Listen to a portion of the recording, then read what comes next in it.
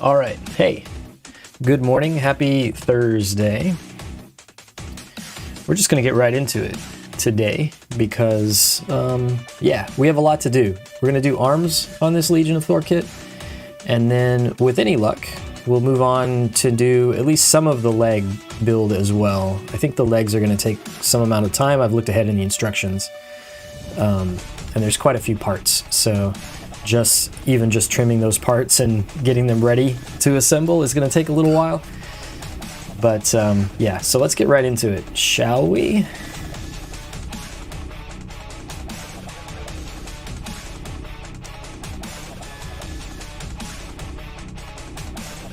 Just to give you a quick look at what the plan is for today, and we'll do it by tipping this way so we don't get the glare off the lights. The arms are basically just a page each as far as the instructions go. So they shouldn't take too long at all, I don't think. And then we've got legs, which are, like I said, quite a bit more in depth. There's more to them for sure. So, back to here. And we'll get going.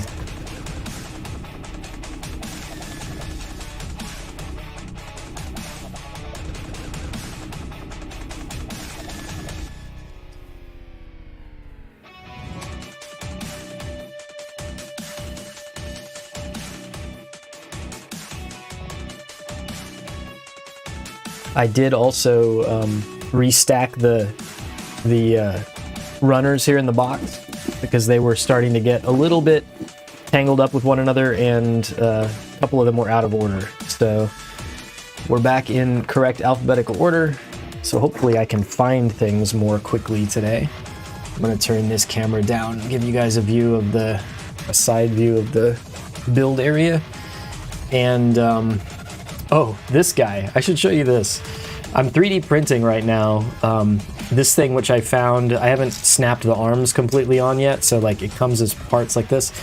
This is a 3D printable phone holder, and so we can push these down and snap them on once everything's ready, but I'm kind of waiting to make sure that all the rest of the parts fit.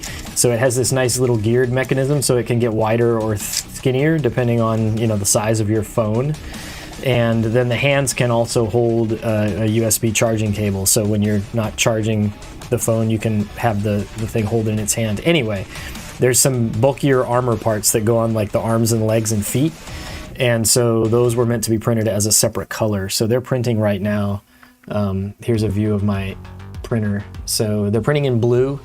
I just started them, so they'll probably be printing the entire stream here, and then when it's done, I'll go over and grab them off the printer and try to assemble this thing. So anyway, I'm not sure if I'm going to use this for my phone. I might actually, I have a little handheld retro video gaming device that's about the size of a phone, and I think I might actually use it for that. So anyway, that will stand there on the desk while we build today.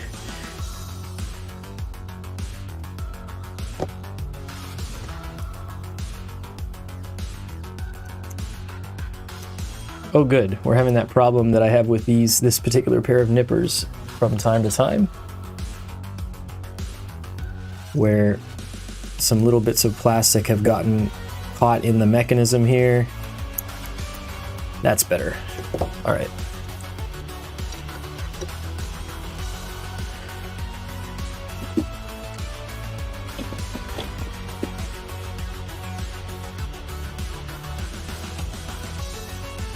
I'm going to build these two arms, I believe, just in parallel, because it looks like they're the same, at least for a while here, and then they start to diverge from left to right just a little bit.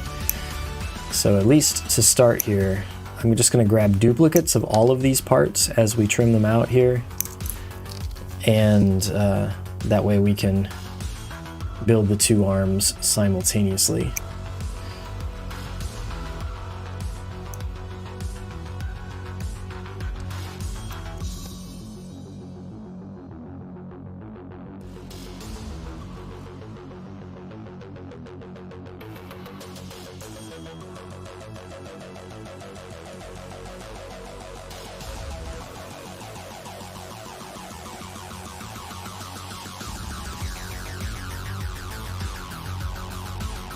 Hope you're doing well today. I do have in my ever-changing setup here for streaming, I have a new way to monitor chat on Twitch and YouTube, both. So if you're watching, say hello, just so I can see that the chat works.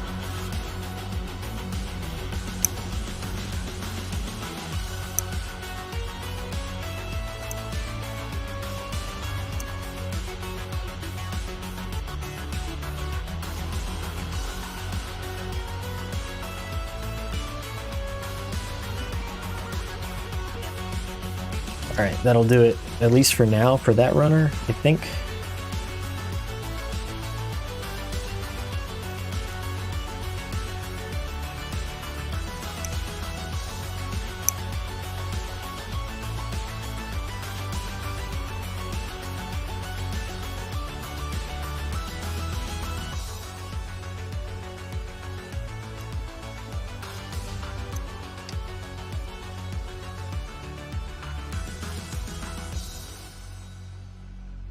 Oh, also one other small programming note as we get started here. It is an extremely windy day where I live, and so there's a good chance that at some point during the stream, the wind will pick up and the garage door, which is directly to my left or my right here, will start to like bang and rattle really loud. So if you hear loud banging metallic sounds, that's all it is, and it's not a problem. Just the wind rattling the garage door.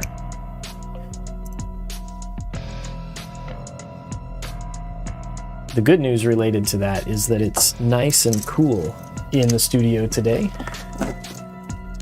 Like without the air conditioning running, it's down to like 72 degrees or something like that.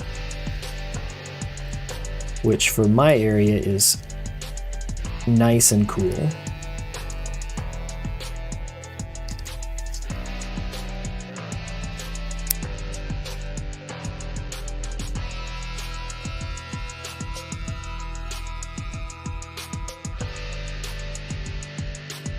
Howdy, good morning.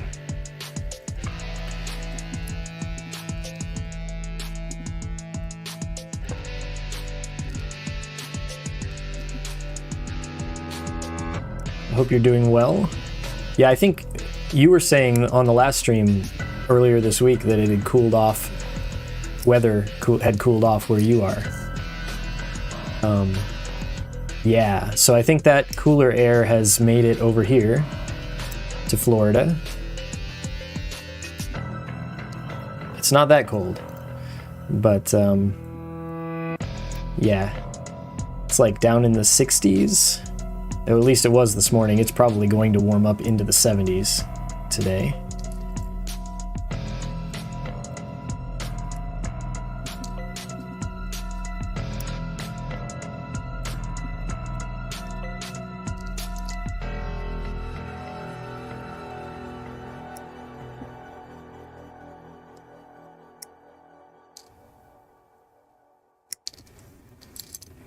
My son actually came home from soccer practice last night, not completely drenched in sweat, because it was a bit of a cooler evening for them for their practice as well.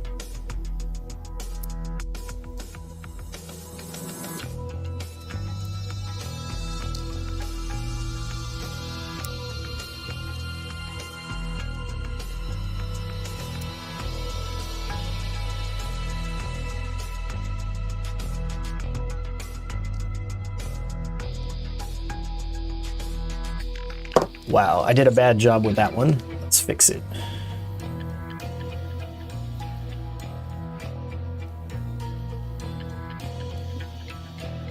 Because this is going to be like, I think probably a shoulder joint. And that extra plastic that was there was going to definitely get in the way of the motion of that joint.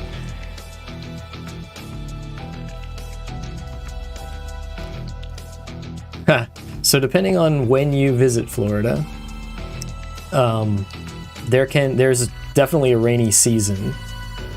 Although typically when it rains here, especially like during the summer, late summer into early fall, it rains almost every day, sometimes multiple times a day, but usually it rains really hard and not for very long. So if you can like run inside or take shelter for like 20-30 minutes, then a lot of times it clears up after that.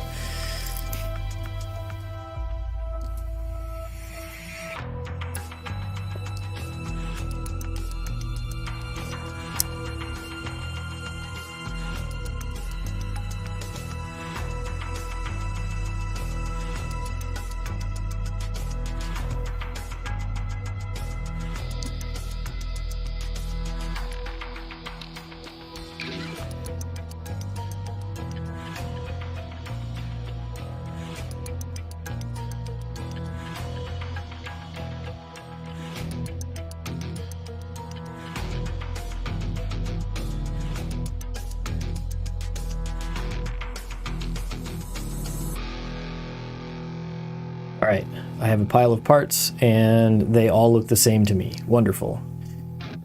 All right, these are two of the ones I care about, and so is this one.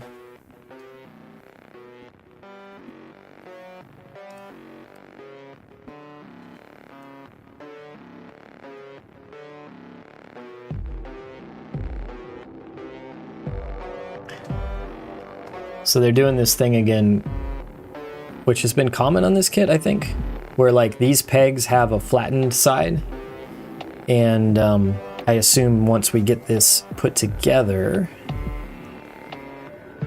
we will rotate that inner bit 180 degrees. Actually, it's just 90 degrees, but same idea, right? They want you to rotate this way. Come on. And as has become the case with the rest of this kit, these joints are very stiff. Yeah, so now there's no way those pegs are coming back out.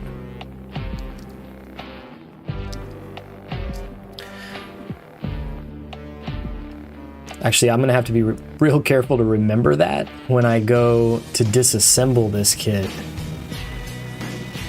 later on for painting. Like, you can't just pull these joints apart, right? You're gonna have to remember to turn them to the correct orientation before you start to pull those pieces apart, or you're gonna break some stuff.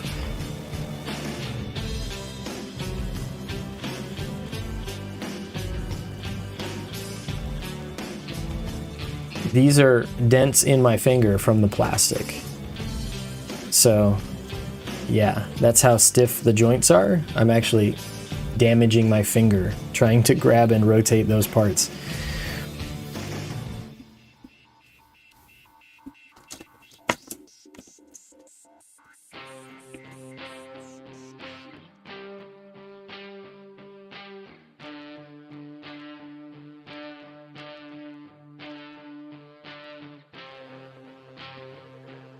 $16 is what I'm looking for. Cool, let's drop some runners.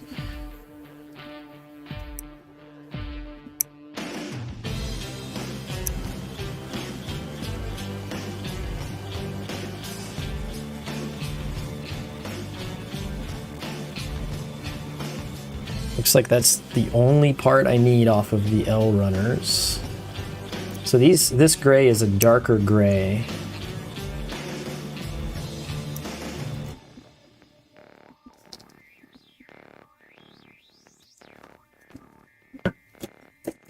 I don't know if that shows up on camera or not, but this is definitely a darker shade of gray than this.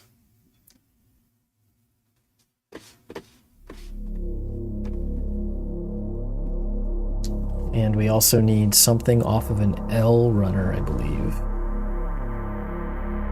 Oh, that was the L runner. We need some things off of a J runner, right?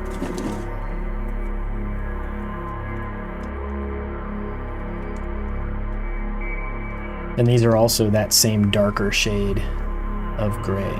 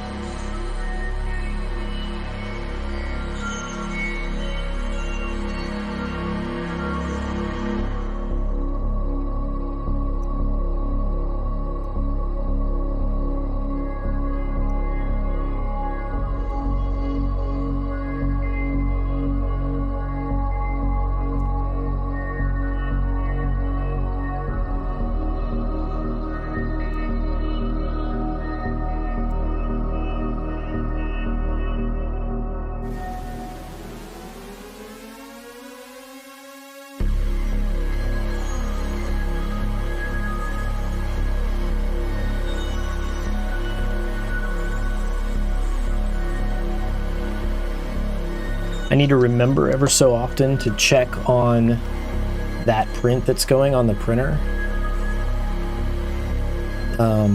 Because that was the wrong pair of nippers.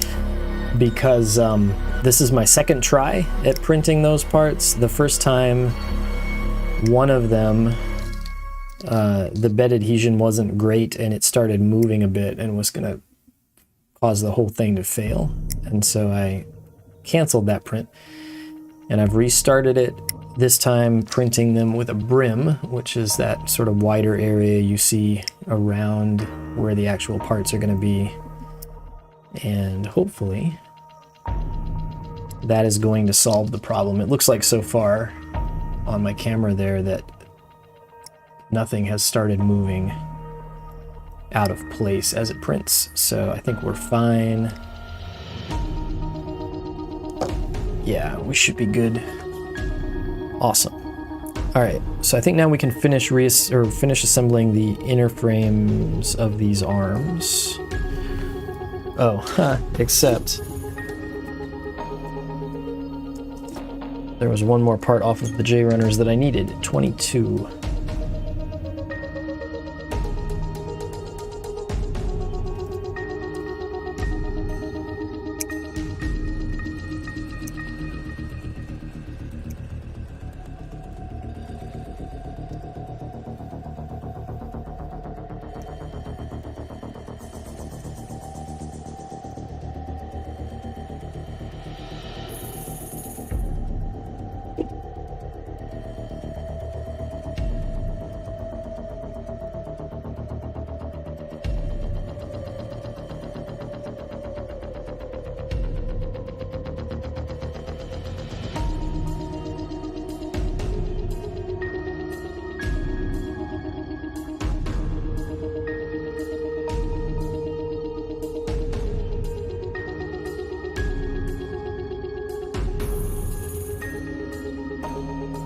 All right, so here we go.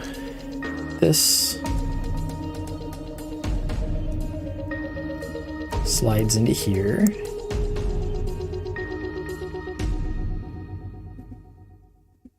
We're obviously going to get some kind of motion when the elbow joint moves.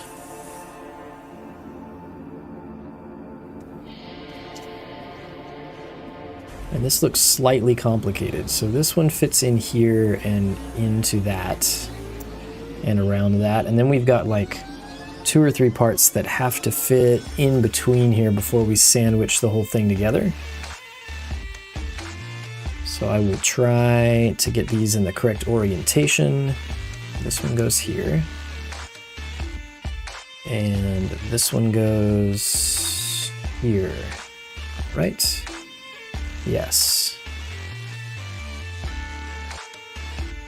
And I guess they don't attach down here on the bottom part just yet.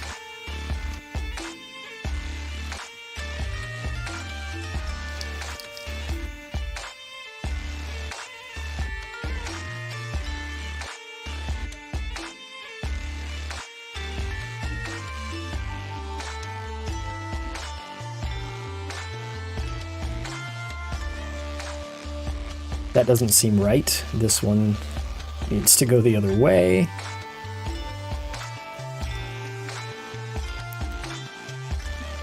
Yeah, that seems better. Okay.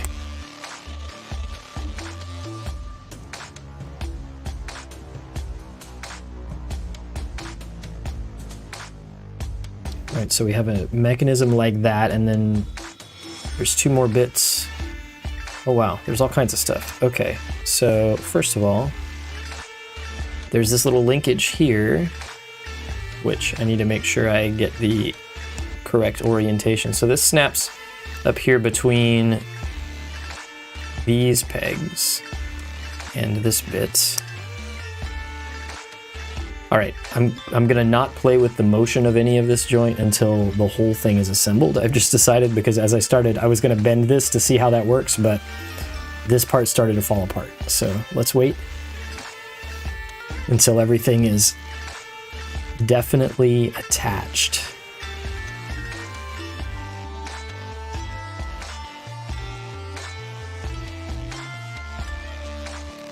So I think that this peg slides in that groove, and this one slides in this groove, like that. And can we put the other side on? I believe we can.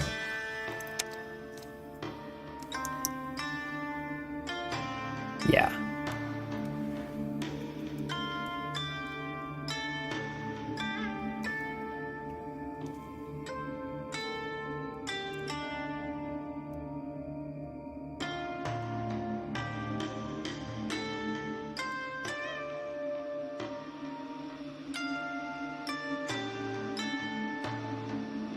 So that can slide up and down.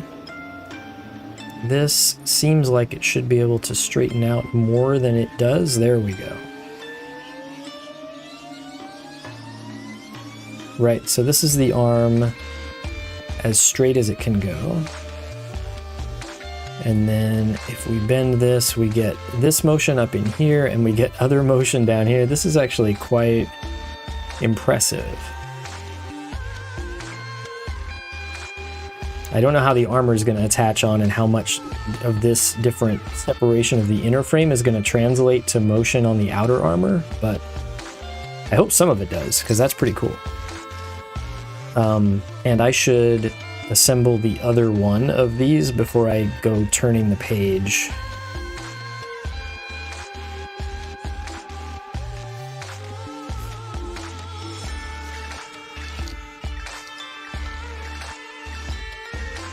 Oh yeah, and then there's these two we've already done. These are like the where it joins into the shoulder, I assume.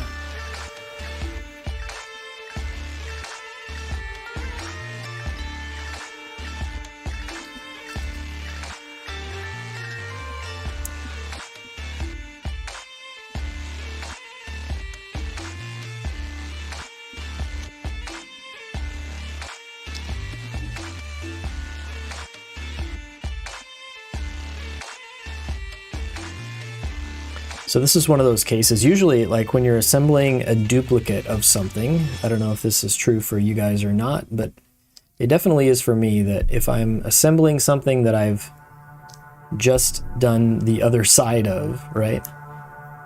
I can just, without looking at the instructions, just put this thing together. However, this thing is complicated enough that I am referring to the instructions again, just to make sure that I get everything positioned correctly.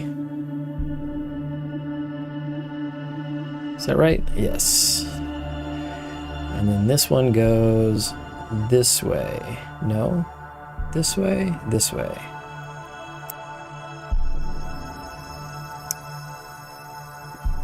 Right.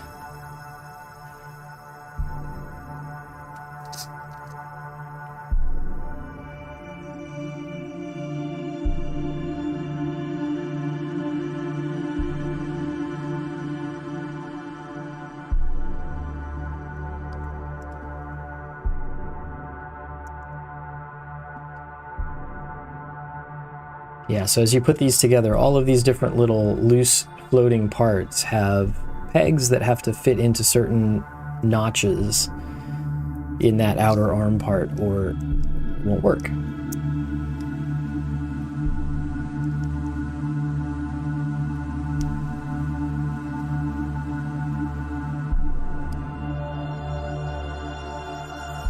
All right, did I do that one right? Is it the same as the other one? It looks like it. Yeah. Nice, okay. Now I can turn the page.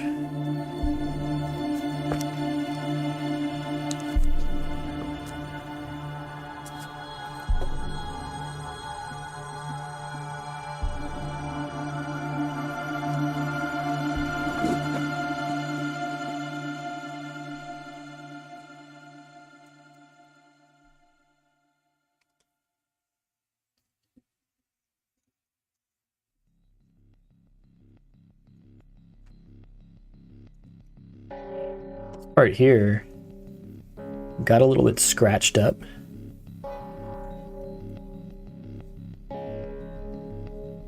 I think it was like that when it came out of the bag. I remember when I unpacked the runners that I saw one that had some scratches. That's all right. I'll be able to sand that out later, and before I paint, get it fixed up. Yeah, this one over here, there was some scratches as well. Interesting. So whatever happened with this particular runner in the packaging, it got a little bit of damage.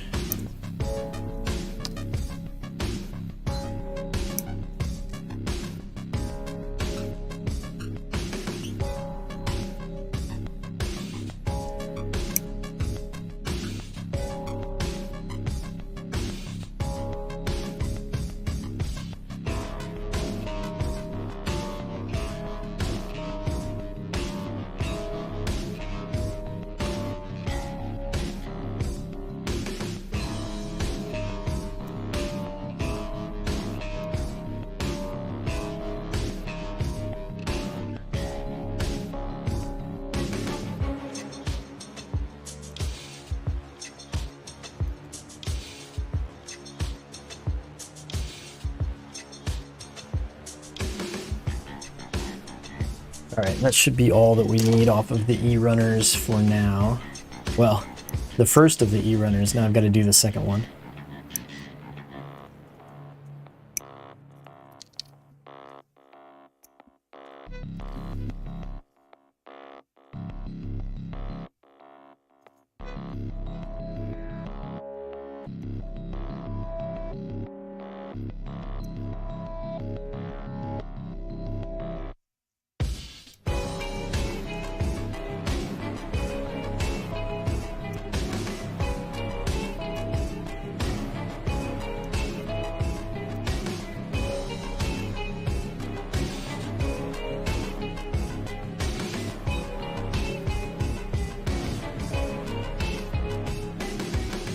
What else did I need? 25, right? Yes.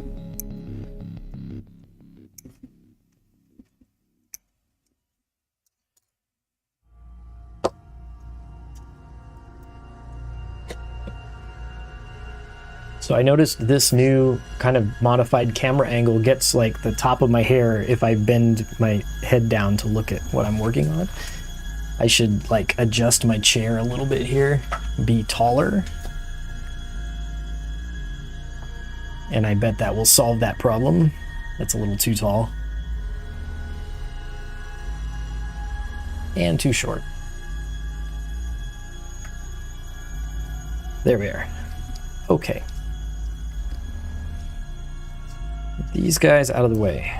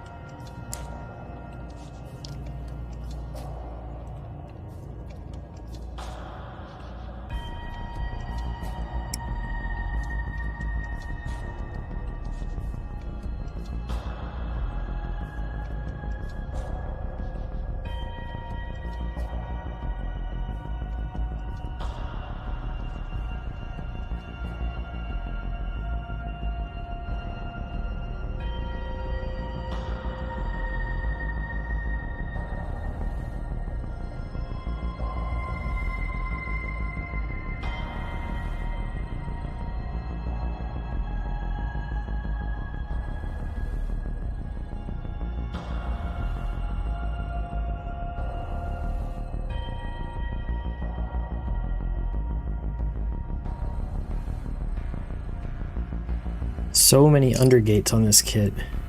Almost every part, it seems like, at least today. That hasn't been the case with the rest of the build. Maybe it's been, I don't know, like 50% of the parts. Today it seems like every single piece that I'm trimming here, all of the gates are undergated.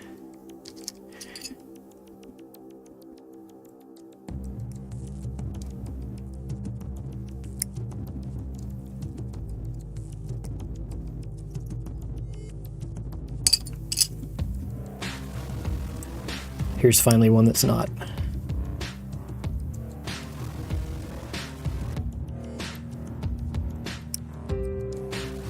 All right, that's going to require just a touch of cleanup with the hobby knife here.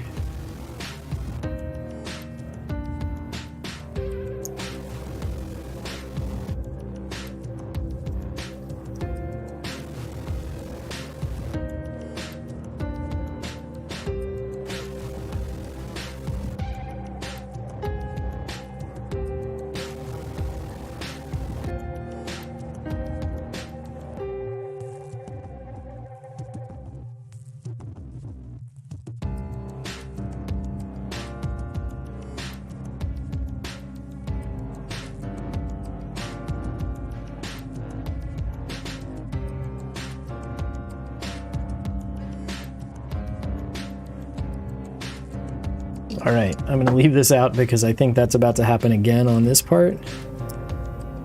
Yeah.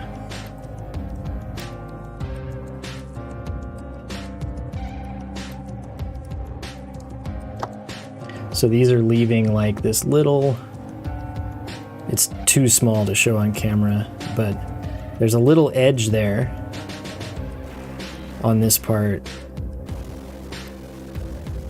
that I'm trying to clean so that it's perfectly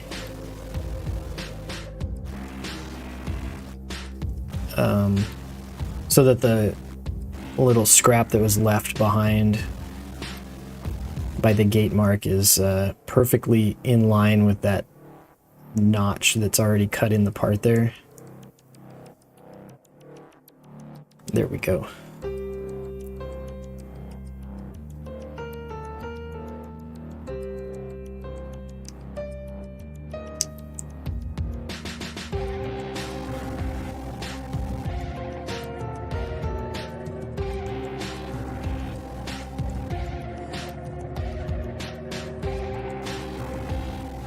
Watch these parts not be visible in the final build. Anything I spend a lot of extra time cleaning up always turns out to be something you can't see anyway. All right, there we go.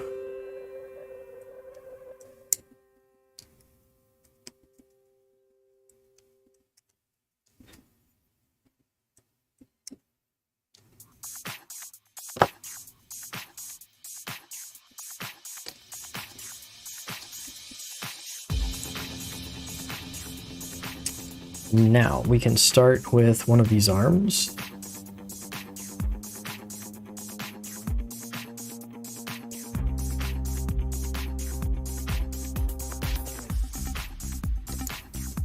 There's maybe something different between the 1s and the 2s here that came off of the E-runner. I did not keep track of which of these were 1s and which were 2s. And they look the same to me. Yeah, and the peg on the backside is the same as well.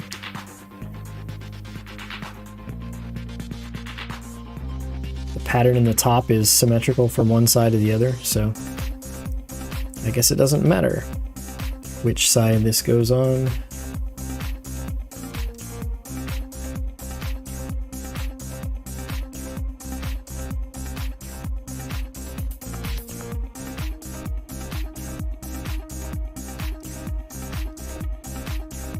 I missed something when trimming this part. There we go.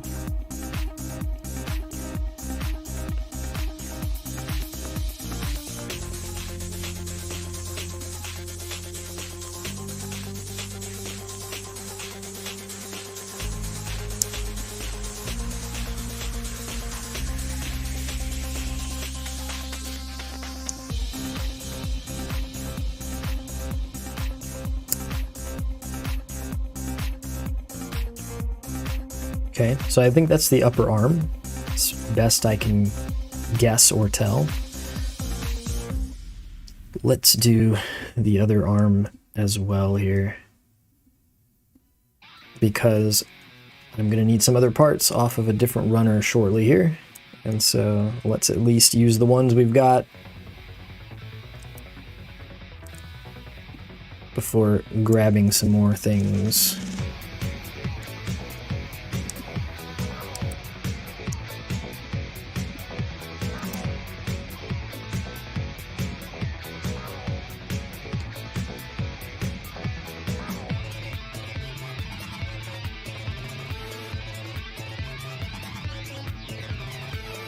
All right, drink water.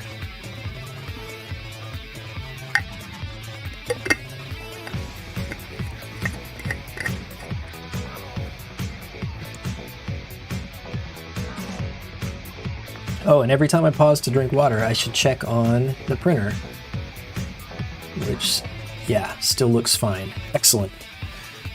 All right. And I think it's gotten already further than it had gotten on that failed print that I did before the stream started. So I am encouraged, and I think that it will work fine this time. All right, we need 7 and 8 here. Let's zoom back out a bit for a while here.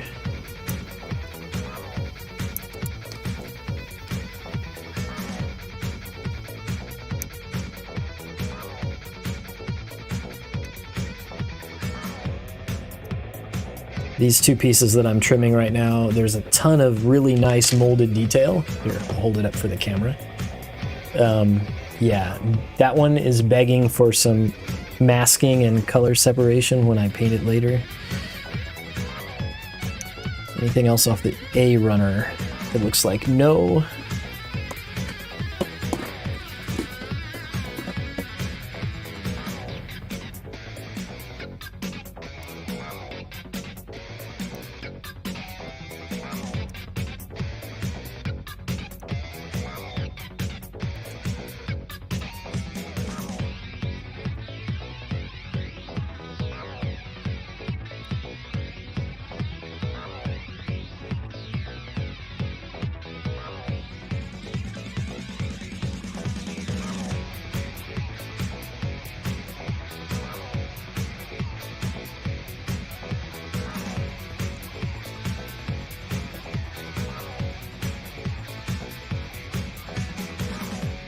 Oh, in other exciting news, last week, part of the reason that I missed streams last week is that my family was out of town on a little short trip to another city that's nearby to where we live. We just drove over there.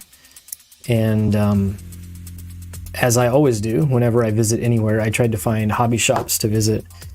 And I found in one of the hobby shops that I went into over there a master grade Force Impulse Gundam, which is not like new or exciting or whatever. It had been out of print for a while though, and that's why I was excited to find it.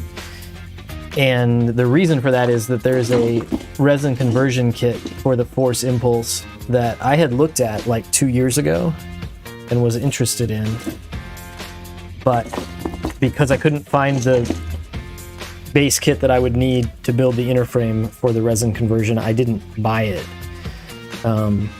But yeah, having seen that Force Impulse there in that hobby shop, I thought, oh, I wonder if the resin conversion kit is still available. So I looked online really fast and I noticed that it was. So I went ahead and I bought that master grade Force Impulse last week. And then I got home from our trip and I ordered the resin conversion kit that goes with it. It's an amazing looking final build, but it will take a lot of work.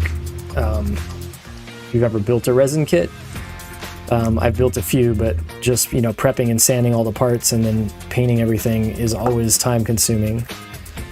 But anyway, that resin kit is supposed to be out for delivery. FedEx is supposed to be bringing it today.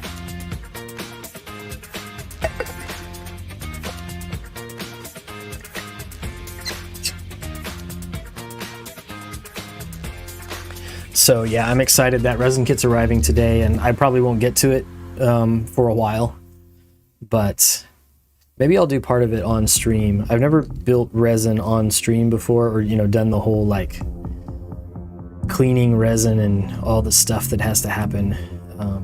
So I'm not sure how that would go, but maybe worth a shot. Discord user found the P Bandai Goof fly type for $18. That seems like a really good deal. Oh yeah, I have a mask. It's hanging just over there on the pegboard on the wall.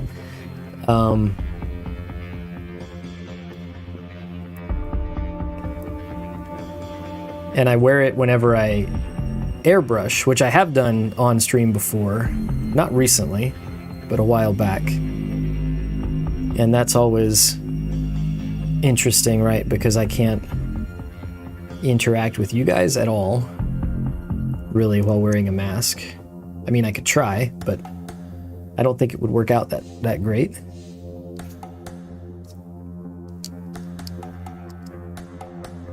You don't fit there. You do. Yeah, there we go.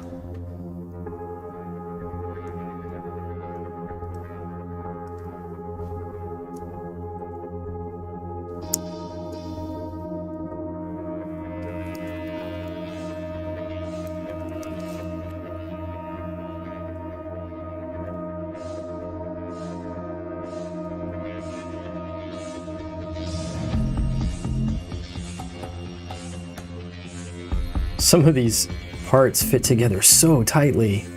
I feel like I need a some sort of extra tool just to help press the parts together. That still doesn't seem, there's a gap here. Can you see that gap there? Yeah. I cannot close that gap. That's a little better. The other thing is, if I manage to close the gap all the way, I may never take this apart again. So maybe I should just leave it. Yeah, we'll leave it like that for now. Good enough. I think it'll be fine. Like it won't affect the final assembly of what we're working on today. And probably leaving a small gap like that is wise for my future self, who is going to have to get some sort of tool in there to separate those back out later.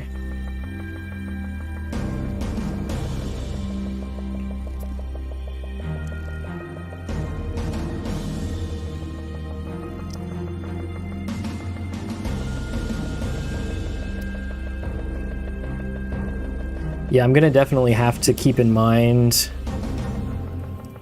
what parts of this need to be sanded down before or after painting to get it to fit back together again.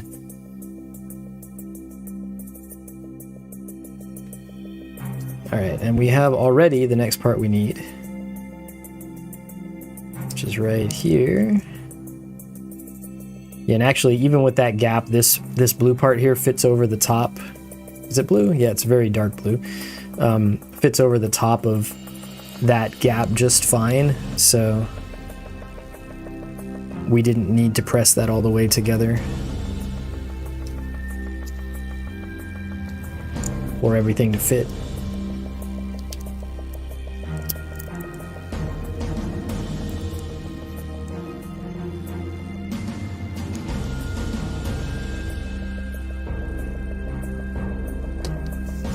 All right, I have two more parts here that I've already trimmed and I'm not sure what they're for. Oh, I see. We need them next. Perfect.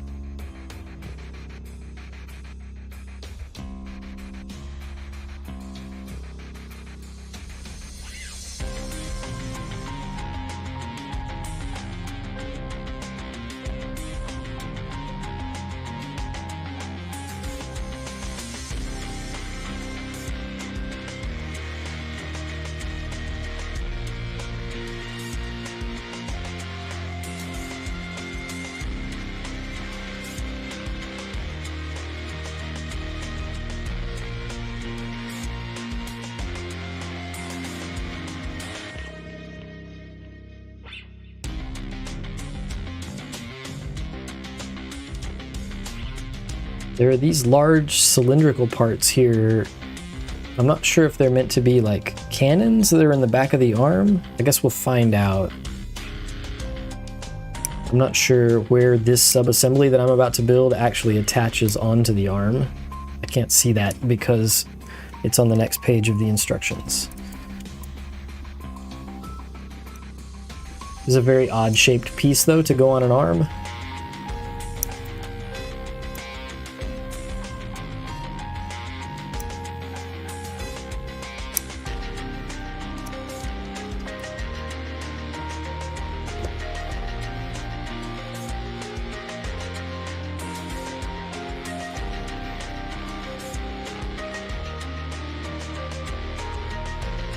Built a GM Spartan, then got a built MG. What built MG was it?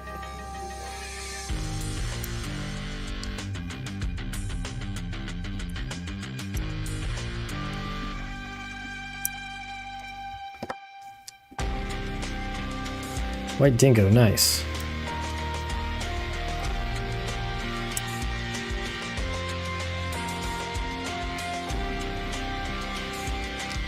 I haven't built very many master grade like grunt suits. I should do more of those.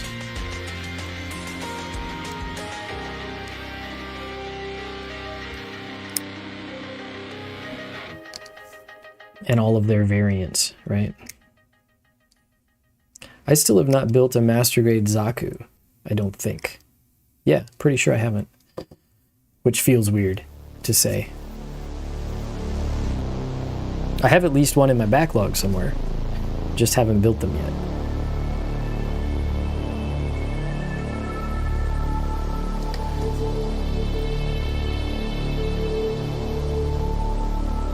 Alright.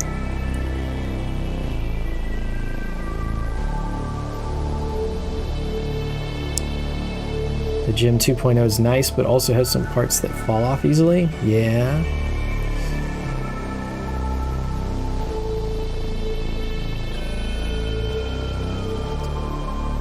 Was that supposed to... Yeah, it was. Okay. Yeah, so there's an extra peg up there that I also have to fit this into. And I had misaligned it. There we go. That's better.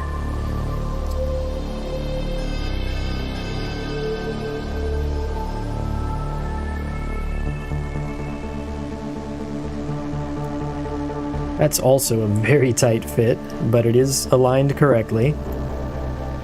Ow. My fingers.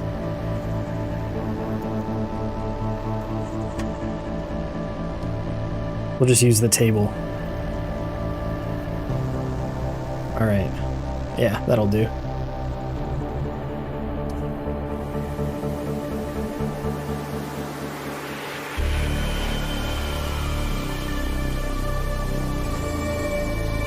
Yeah, so this looks like definitely some kind of cannon.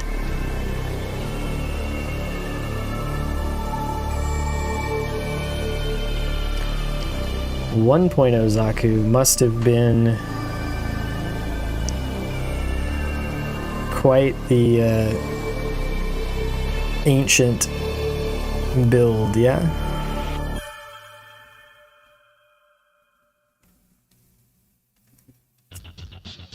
Ow, my finger.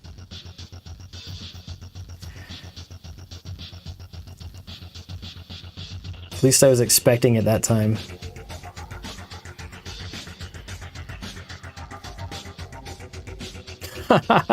Yeah, of all the first master grades to build, those two are probably not anybody's top choice. I had the same thing with real grades, actually, because I built a couple of the early real grades, including the Zeta. And I was like, yeah, these are terrible, but modern real grades have been great. Like in the last 3 to 4 years, every single one of them has been really, really good.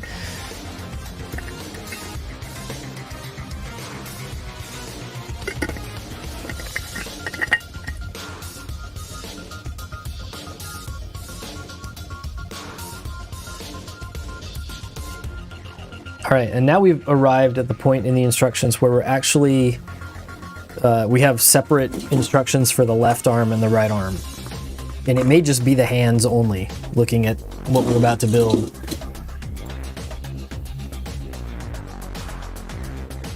So I am going to build these separately, just so that I don't get the parts confused between the left and the right hand, especially like fingers and things.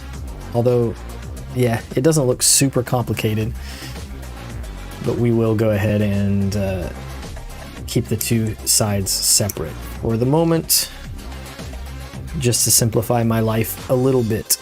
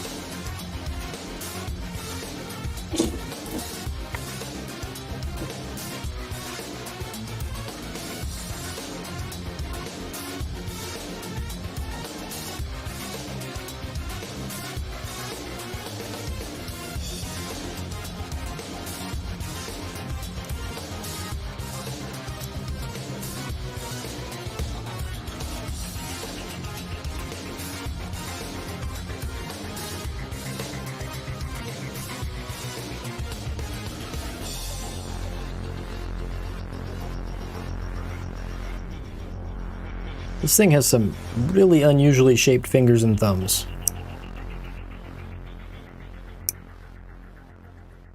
I'm sure they'll look fine once assembled, but like just the parts by themselves are really kind of unusual shapes.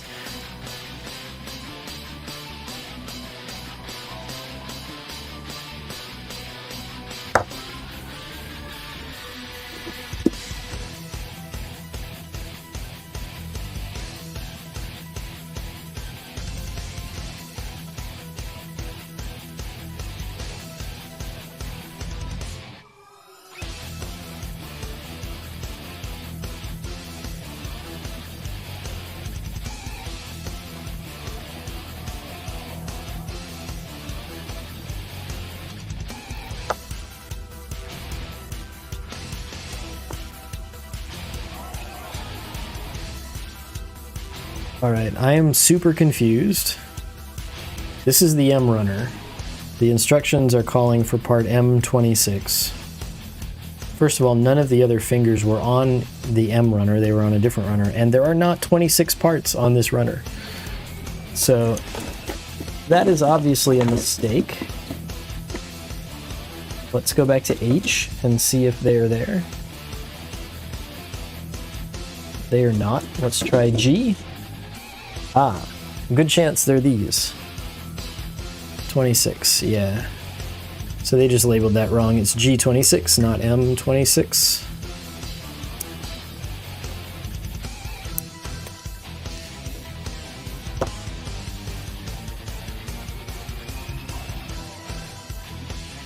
Now I'm curious if the other hand, when we get to that, has the same mistake. Let's go find out. Yes, it does. Interesting.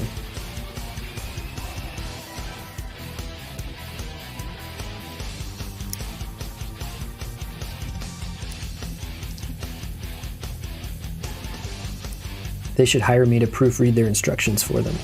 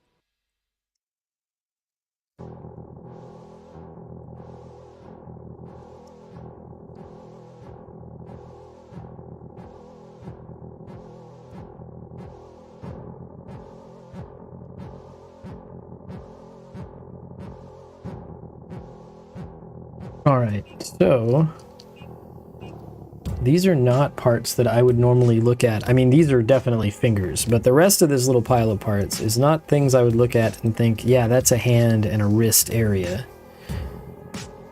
Like this round joint here, it seems way too big for a hand. Let's see what happens here.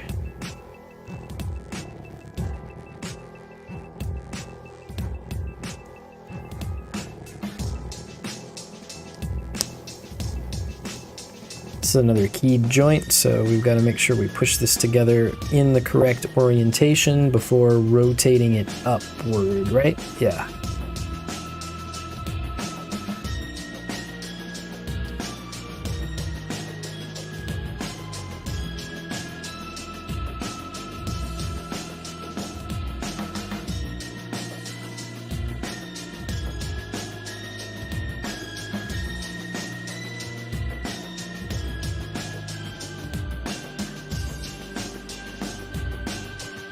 That's it, I guess, for that bit for now. Because then we have this, which must be the thumb.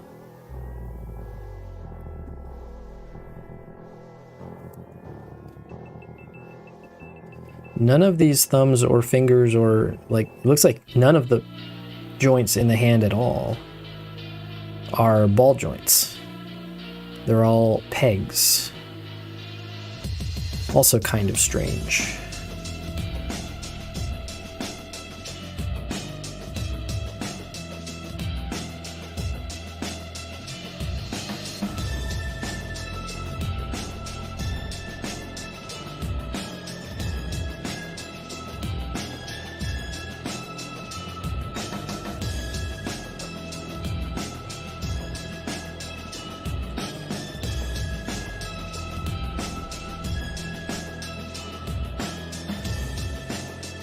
So here's the closed fist version of the hand. They've got the three fingers together as one part. The index finger is separated, but again, it's just here on a peg. So like, it's not really going to move separately from the rest of anything.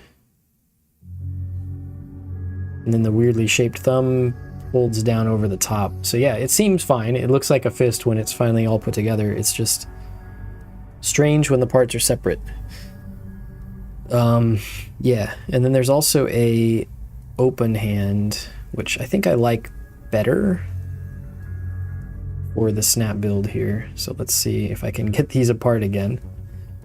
We'll swap it over to the open hand. I might need my part separator. Or I could just use my fingernails. There we go.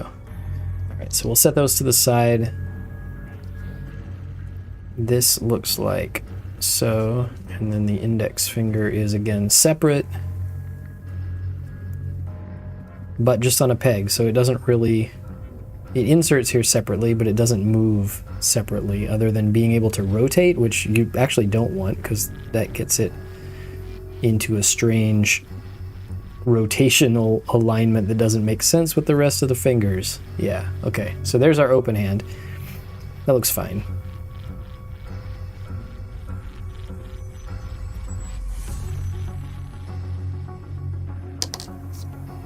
The thumb is weirdly bent like this, even when the fingers are open. There's no way for that thumb to bend differently, and it doesn't look like they gave me any kind of alternate thumb.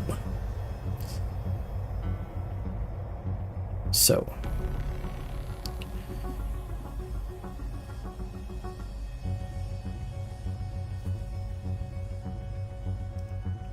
does this go this way? I guess. And then it rotates downward like so. Yeah, so this big joint is actually, it just goes up into the forearm like that, I guess.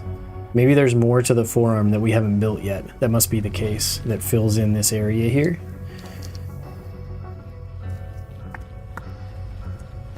Let's find out. Yes.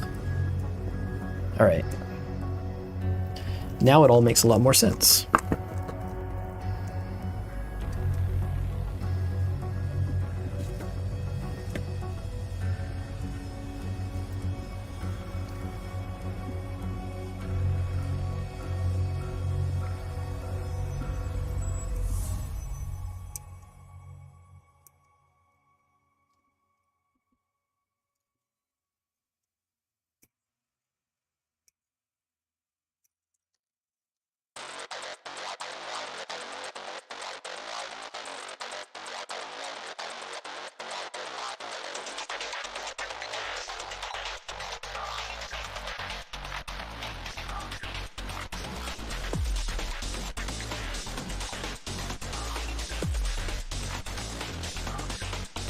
Wait, there's one more part I need. 23.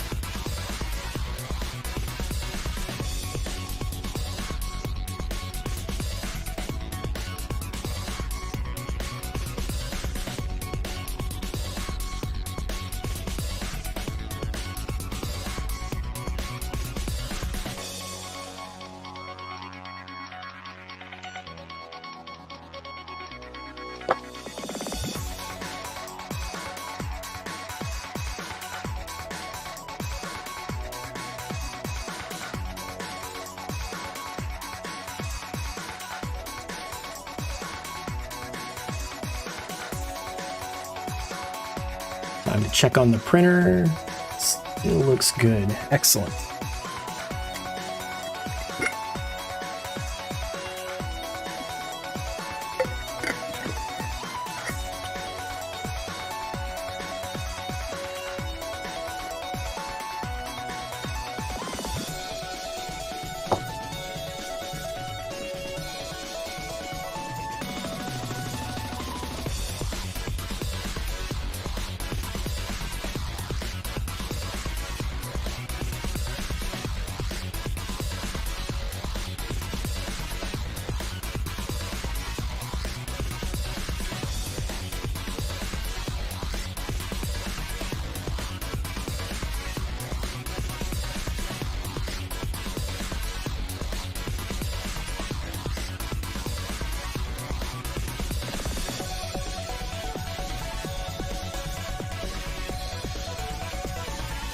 All right, so this is the back of the hand. It's a very skinny looking part. Interesting. So it's not a typical like Gundam style back of a hand. It's much narrower and longer. And then this fits over the top of this, I guess. Yeah. So this is quite unusual because we're building this kind of sub-assembly that is the wrist and the hand. And then we're going to attach this onto the forearm at a much higher point than you would normally attach the wrist, I think.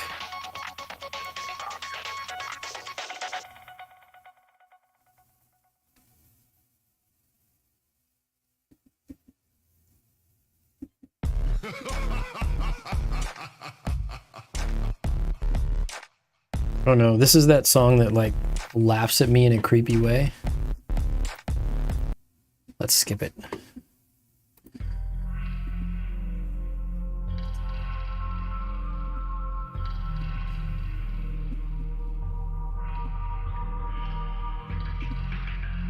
All right, and we can go ahead, I think, and assemble this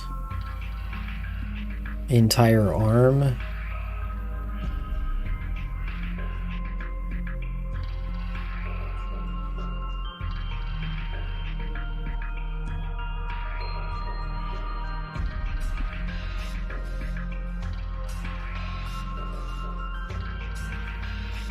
Oh, I see. So we put this on this way. It's another one of those keyed things where this goes on this way, and then we have to turn it 90 degrees. I was sitting there looking at the instructions wondering, like, why are they having me put the arm on, or that, you know, this wrist part on in a way that's obviously not the direction it's supposed to be facing.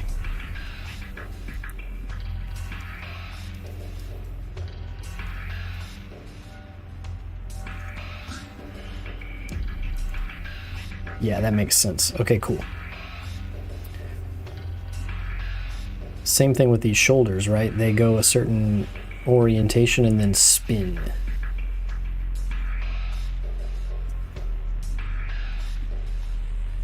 got to be this way. Right, and then we turn him this way. This way?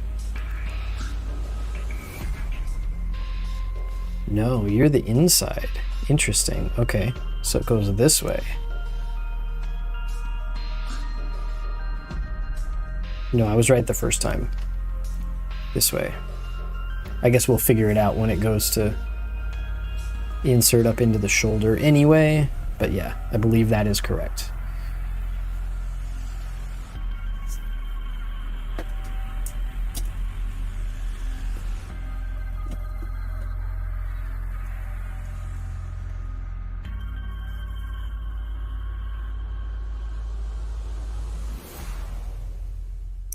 All right, so that very unusual assembly technique there for the hand and wrist area. We got to do that again for the other side.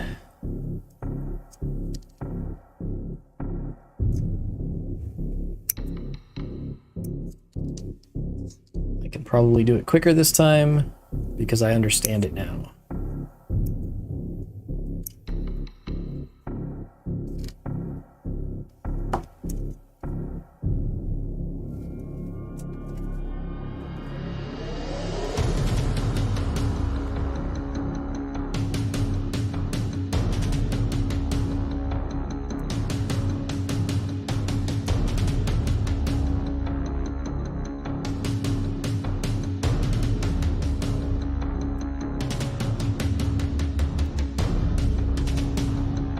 There are some fingers here on the runner that they did not have us cut out yet.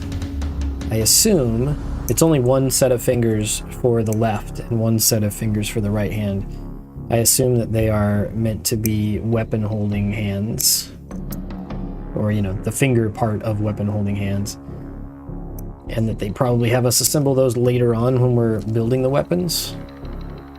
So yeah, I'm gonna leave, so there's these fingers here, and then this one, which I assume is the index finger that goes with them, for the trigger finger.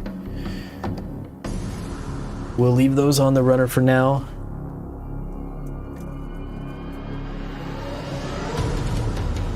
But it does look like that's it, right, for hands for this kit. So there's 3 variants for the left and 3 for the right.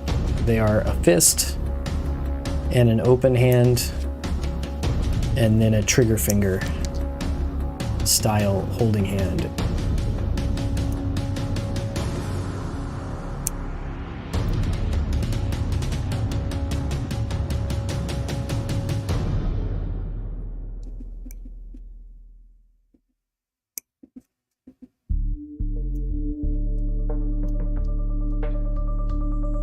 Is that everything? I think it is.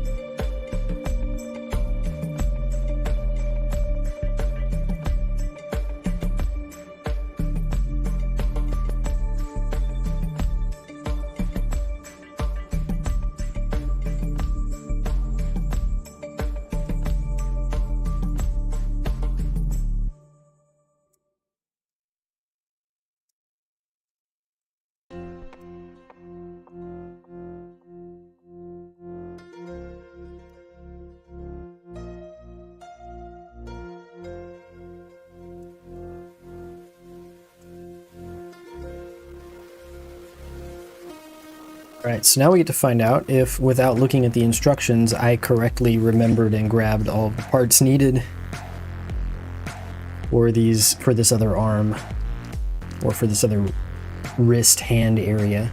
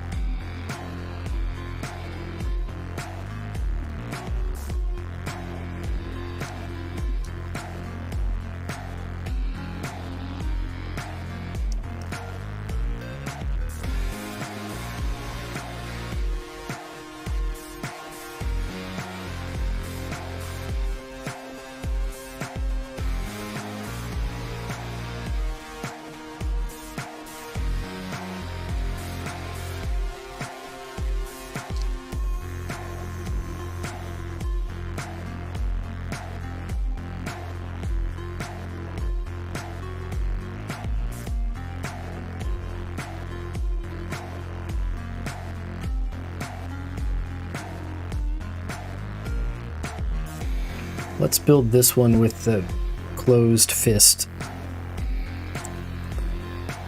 just for some variety. That way I can take a look at what both of these styles of hands look like on the actual kit itself.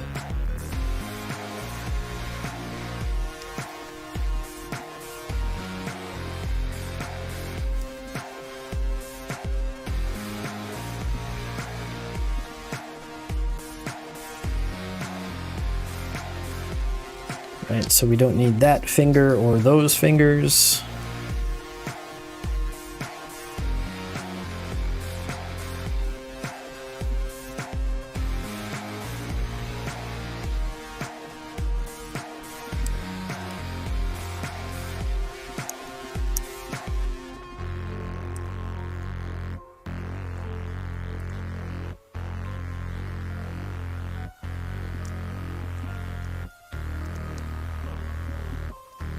Alright, so here's our other arm, and this has to fit which way? This way, and then it spins around like so, and this one goes here.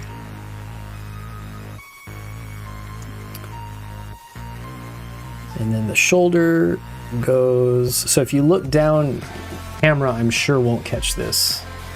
But if you look down inside of this place where the peg goes here, you can see where the straight edge is, so you can orient this correctly as you put it down in there, and then you just turn it.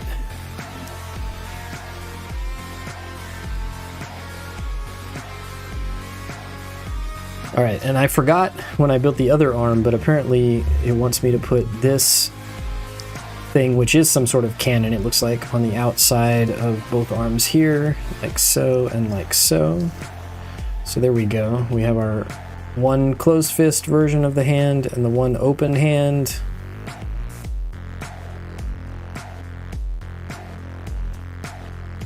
That spot there needs some cleanup for sure, but we're just going to ignore it for the moment.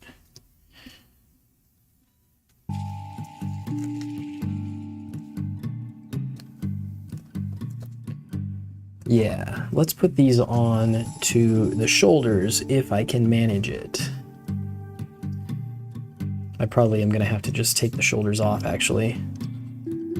So they pop off like so. Interesting. I was expecting that part to pop off.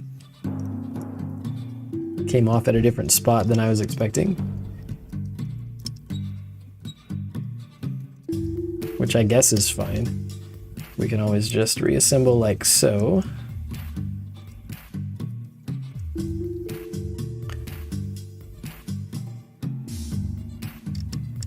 Yeah, that's definitely backwards. This turns around this way.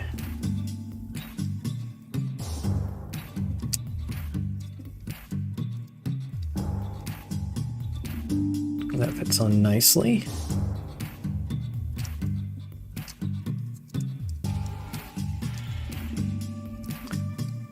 That one also fits on nicely.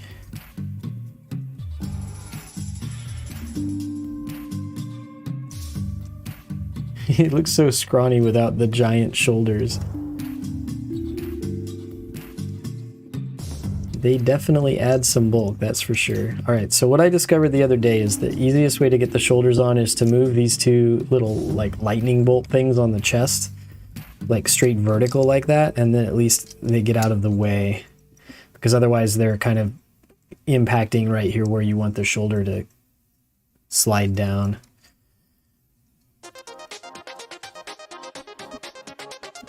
But once you get those out of the way, the shoulders go on nice and simple.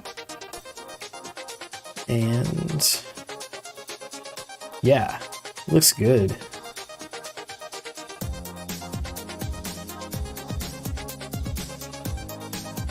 think this thing is definitely going to have shelf presence, that's for sure. It's so big.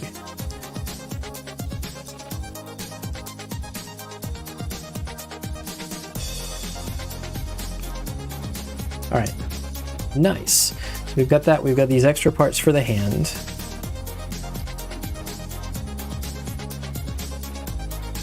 I'm going to get some water.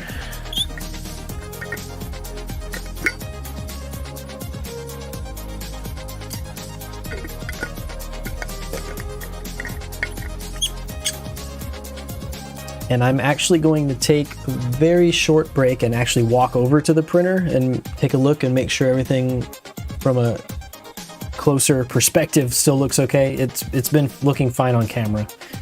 I just want to take a closer look at it.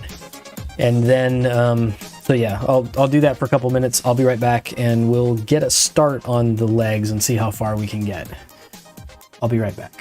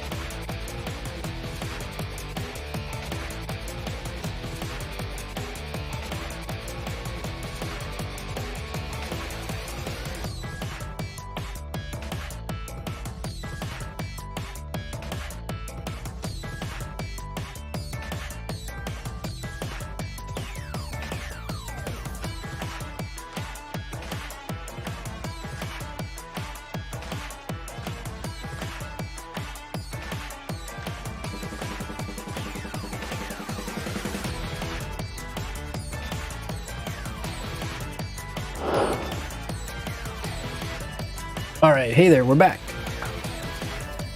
So yeah, the print going on the printer is looking great. There's a sneak peek at the camera view of it, but I went over and looked at it more closely. Everything's good. And since I'd stood up anyway, I went to the front door of my house and checked to see if the FedEx man has delivered that resin kit yet, and they have not. But that is fine.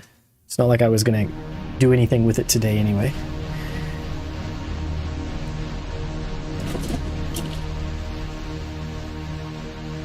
So let's get onto the legs of this giant mobile suit. And my guess is that I probably just need almost all the rest of the parts off of these inner frame runners. But instead of just grabbing them all, I'm going to actually follow the instructions and pay attention to what parts they want me to grab.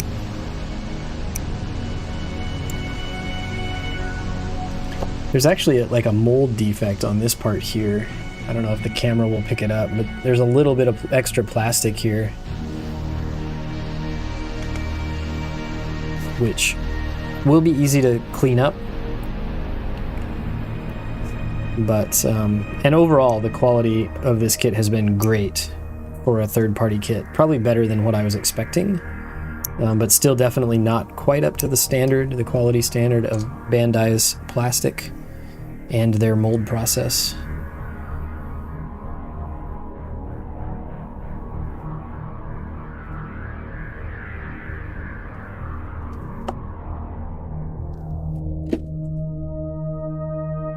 Rebuilding both legs together? Yes, we are.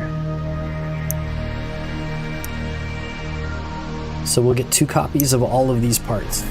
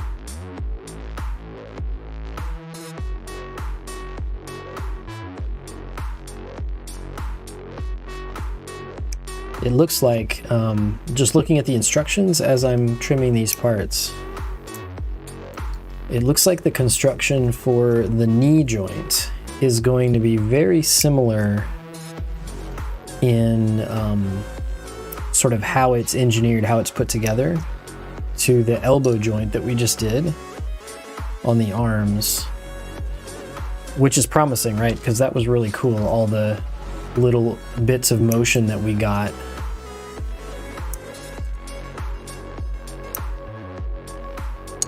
With the inner frame kind of separating in interesting ways as the elbow bent.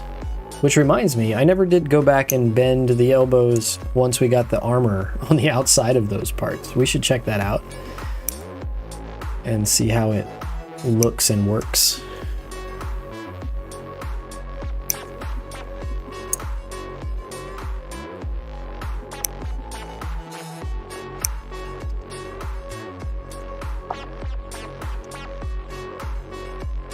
Yeah, so quick break from trimming those parts to see if I can get on camera a good view of how this elbow joint works.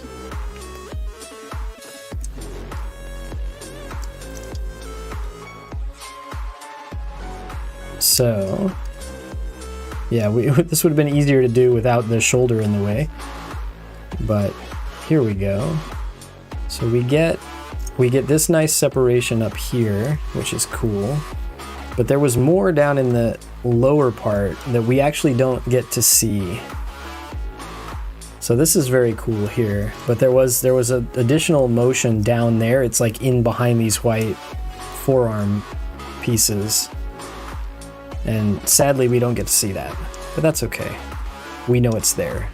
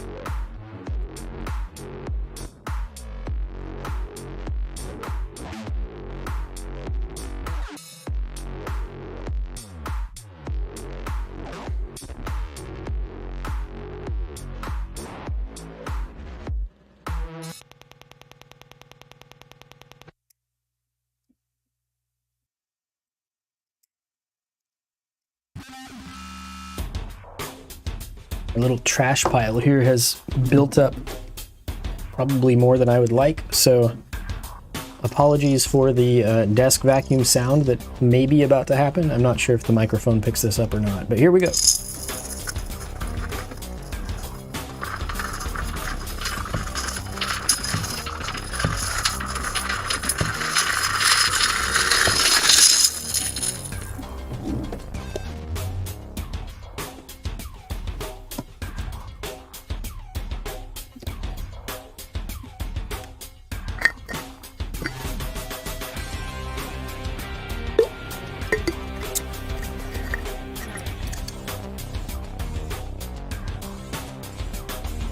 All right, so there's our pile of parts so far. I think we still need a couple of other things off of the J runners,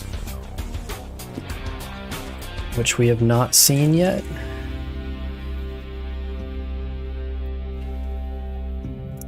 Yeah, the construction here is definitely very similar to those elbow joints. Like these two parts here look like just larger versions of the same thing that we did for that, like the main pivot part on the elbow joint. And they've got these different grooves here for different little other bits to slide back and forth in to generate all of that armor separation style motion.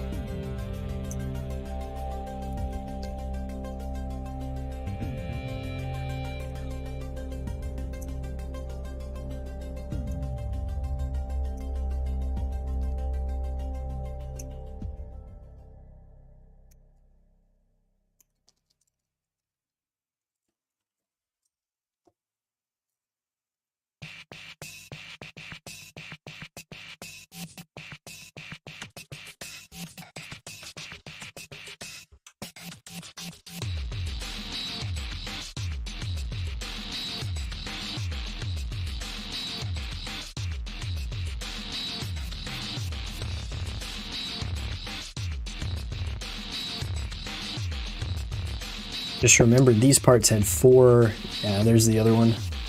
They had 4 gates, not just 3. And that one is hidden down there in that little gap. It is definitely leaving a bit of trash behind. There we go.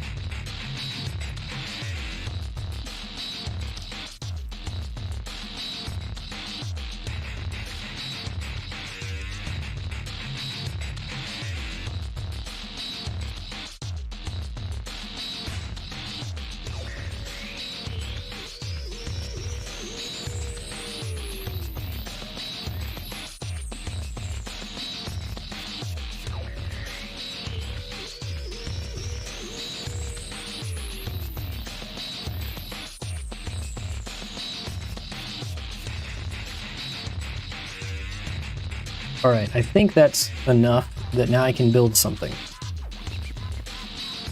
We'll start with this.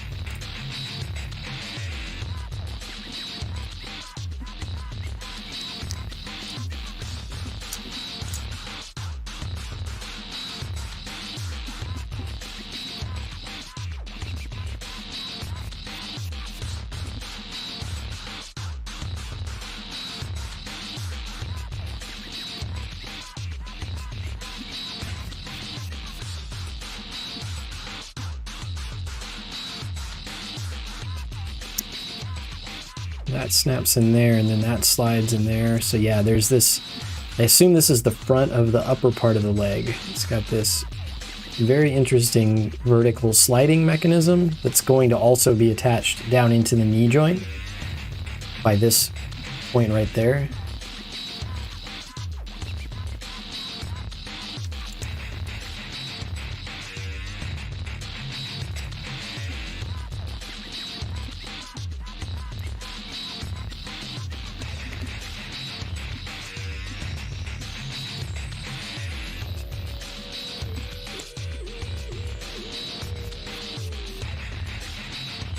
So that slides that way.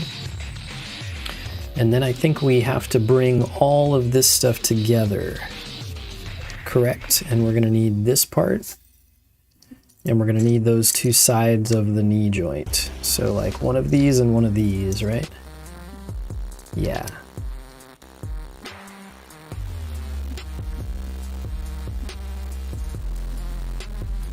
So the easiest way to do this is probably going to be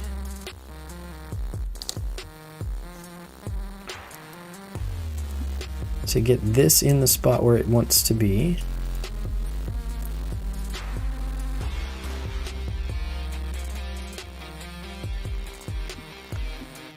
Yeah, like that. And then we'll put this back here.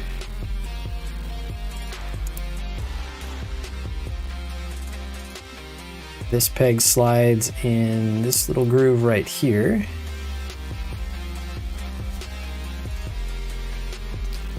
And then we need this part here.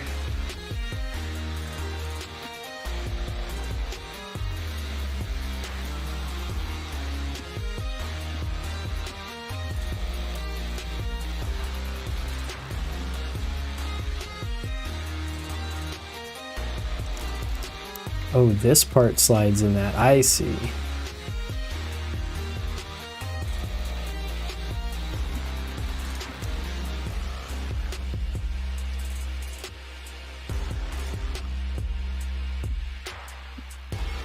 So that's all there is to it. I'm just making sure that everything is lined up right before I put this other piece on top.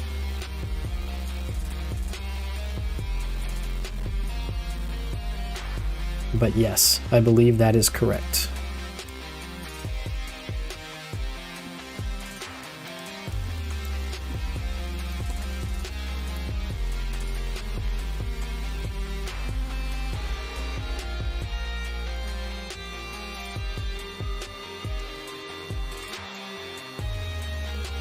All right. I can always take it apart and adjust something if I got that wrong, but it seems right.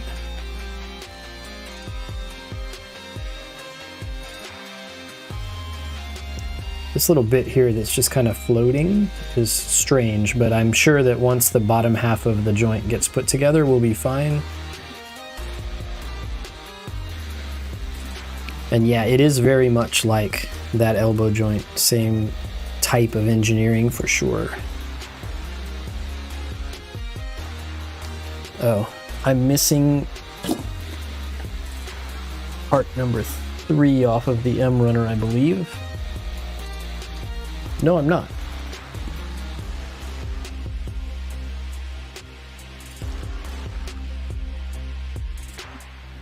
Oh, I see. It's this. It was just drawn in the instructions weirdly. I've had that problem actually a couple times with instructions on this kit. The rendered versions of some of the parts, or the angle they chose to draw them at, makes it a little bit hard to identify which piece it is.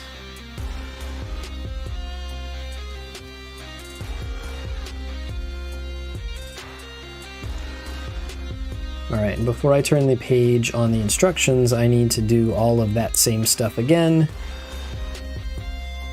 for the other leg.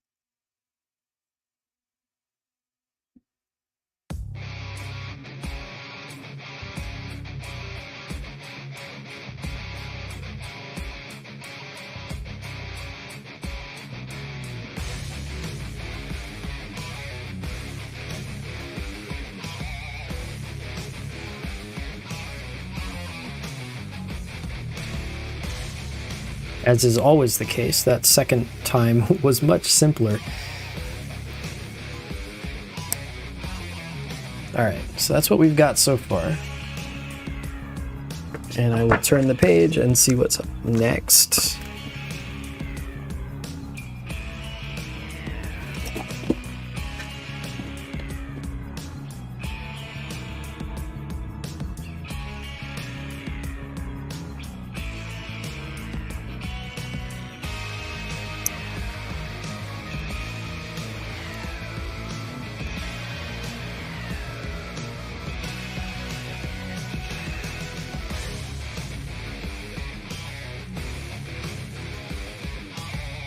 These need to move out of the way.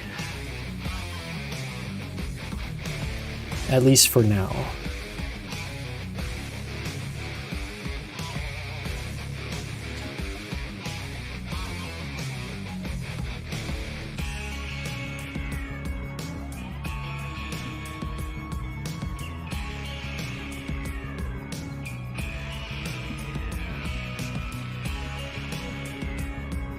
I'm holding this runner still because I feel like there must be other parts, if I look further down the page, that we're going to need.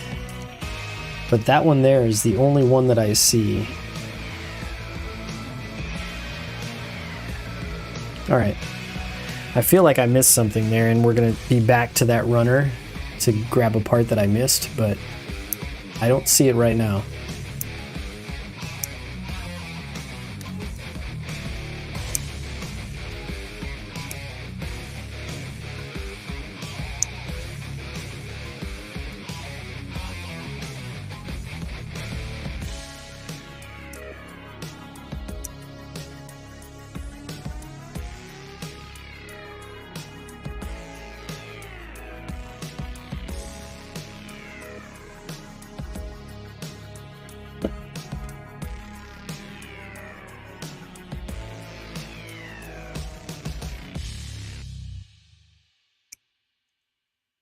We're getting really close to finishing this M runner. I don't know what this must be a part for like something on the backpack, like one of the large guns or something.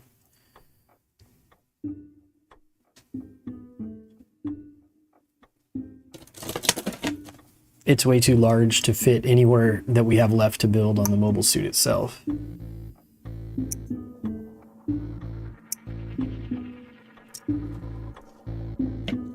So I think just the one part off the M runner there, and then we have a J runner that we need to grab a couple of things from.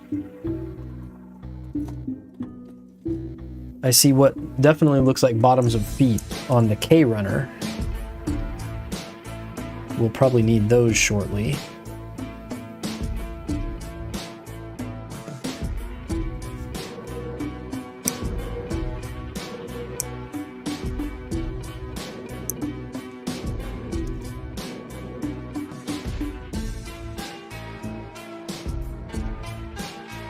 Let's see, J, I need 19 and 20.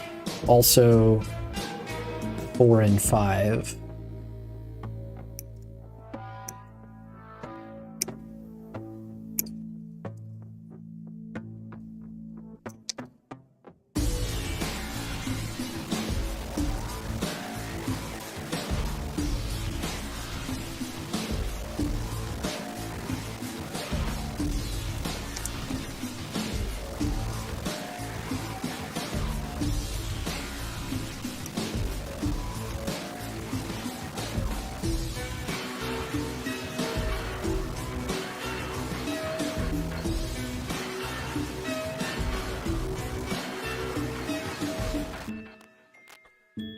And 25, 26, and 2 27s. So all of these parts down here in the lower left corner.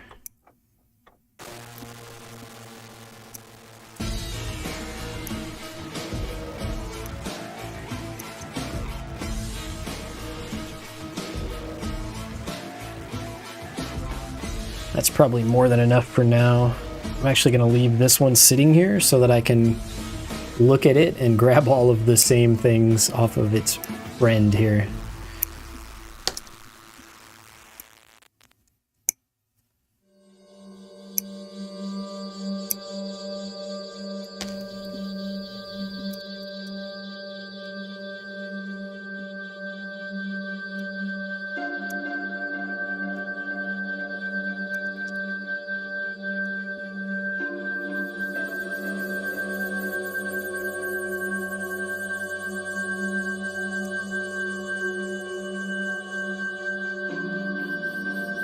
That one fell on the floor.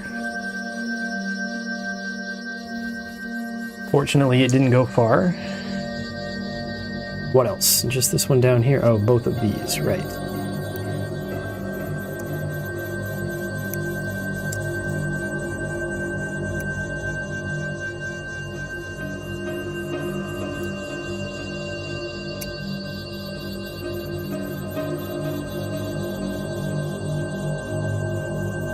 That seems correct.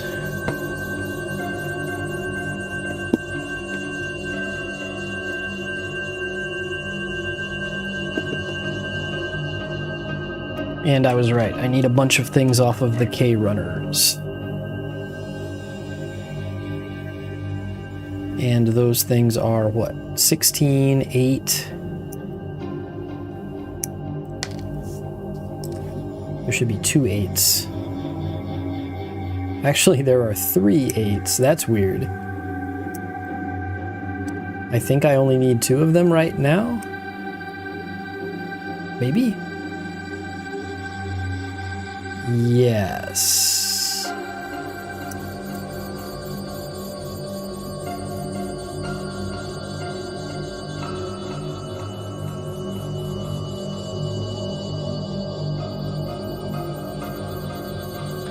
And then this one definitely is the bottom of the foot.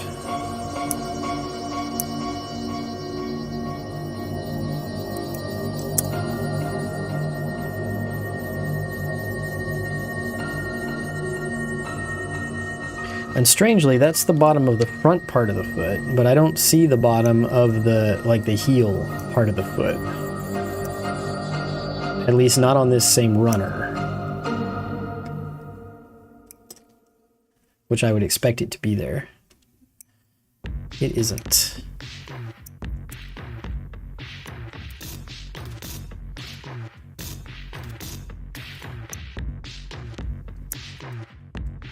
All right, is that good? Yes.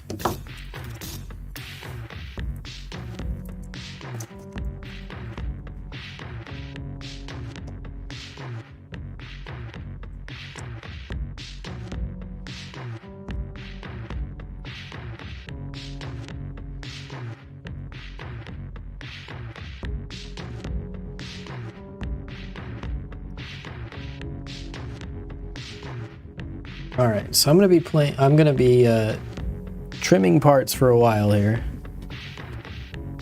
Let's change up the music to something different.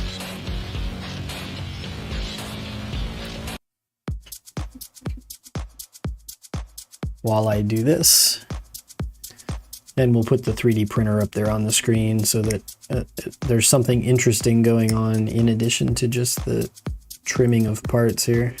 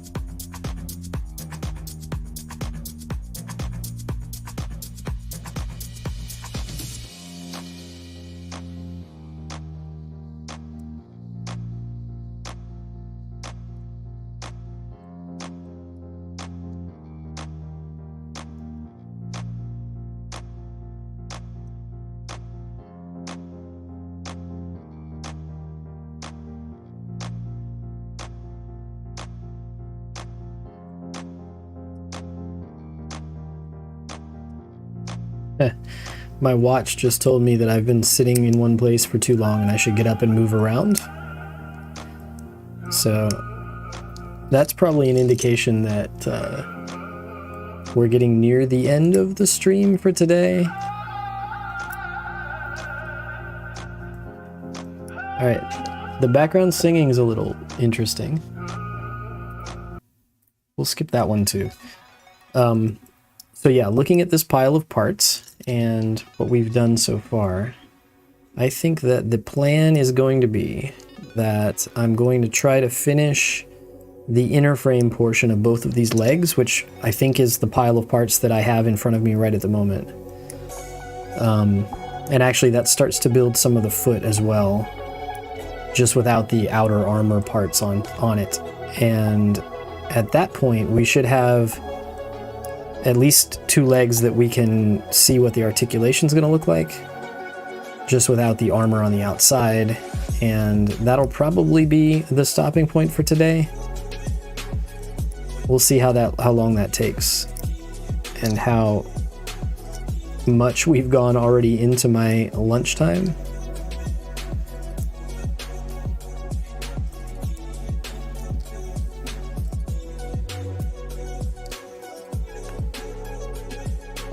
Because the way my schedule works with these streams, the longer we go into my lunchtime, the less time I have to eat lunch, because I have a hard cutoff time at the end of my lunchtime where I have to be back to something else. So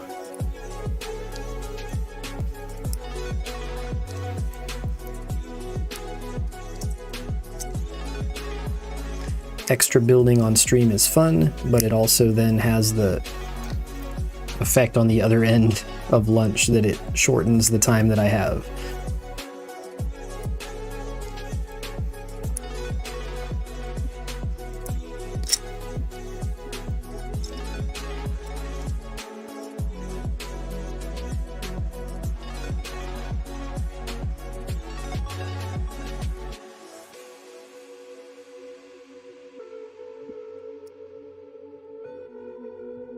Oh, maybe this is the bottom of the heel part of the foot. Interesting. If so, it's a different color than the bottom of the front part of the foot.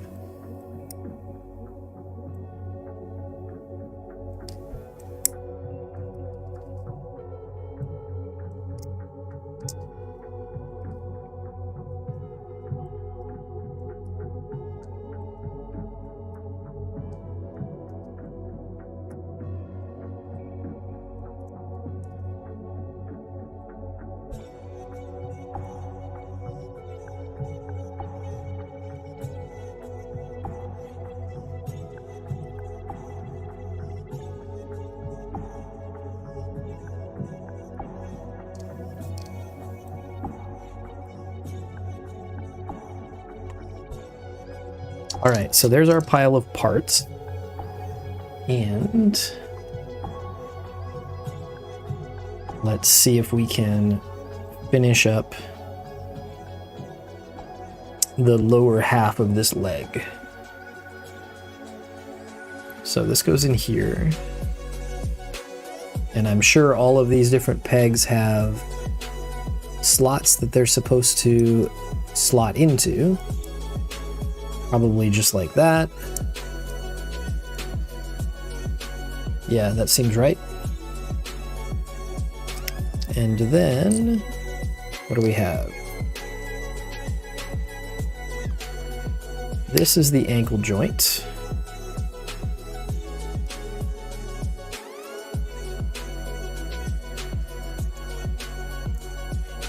Oh, it'd be good if I put it in the right way.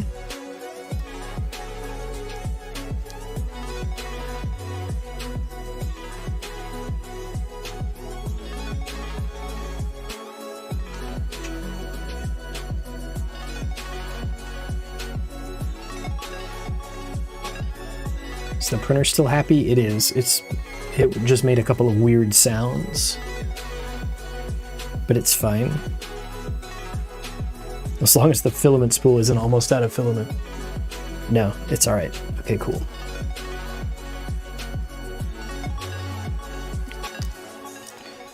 Where's the part that I can't find? This one. So this goes here. Does that fit into there? Oh, it does, but not yet.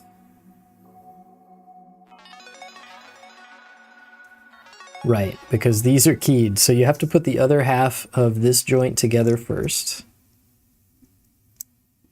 Or the other half of the leg together. So that this can snap onto the keyed ankle joint correctly. And then once we've done that, now this thing is able to be turned, and so we can turn it this way and slide it in to there, and then slide it back down. Nice. Interesting.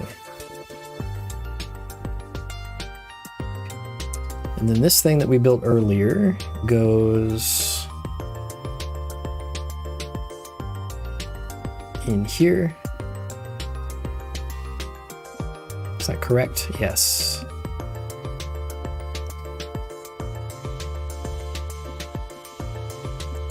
Like that. I assume these are like for the side attach points for the ankle armor. And this is the front of the ankle armor. All right, let's do the other leg, same thing.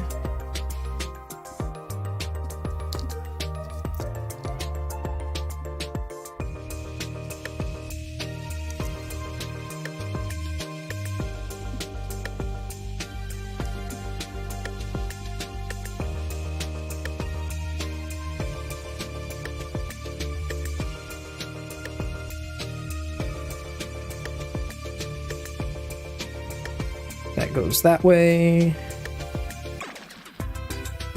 Where's that ankle joint? There it is.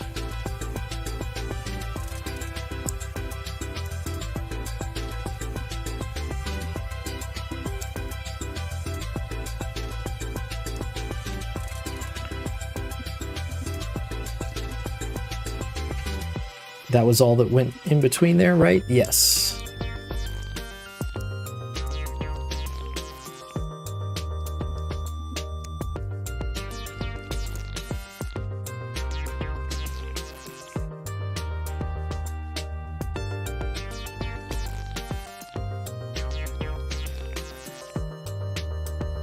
All right, that looks good. And then we can pivot this up, slide that into there, pivot it back down. Very good. We didn't play with the knee joint motion at all after putting that other one together. We should do that with this one. It's a very tight joint, that's for sure. Oh, that slid out. There we go. So we've got some motion up here in the upper thigh area. And then we've got interesting motion here at the knee, like this armor that's going to be probably in front of the knee that attaches onto those two spots.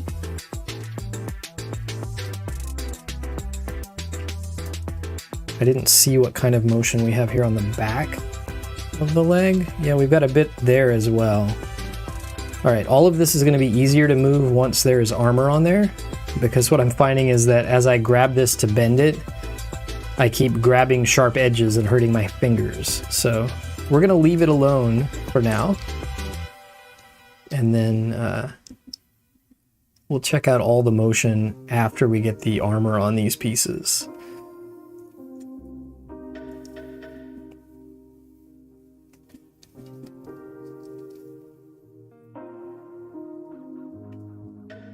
All right, so the rest of these tiny parts that are left here look like they're mostly for the foot.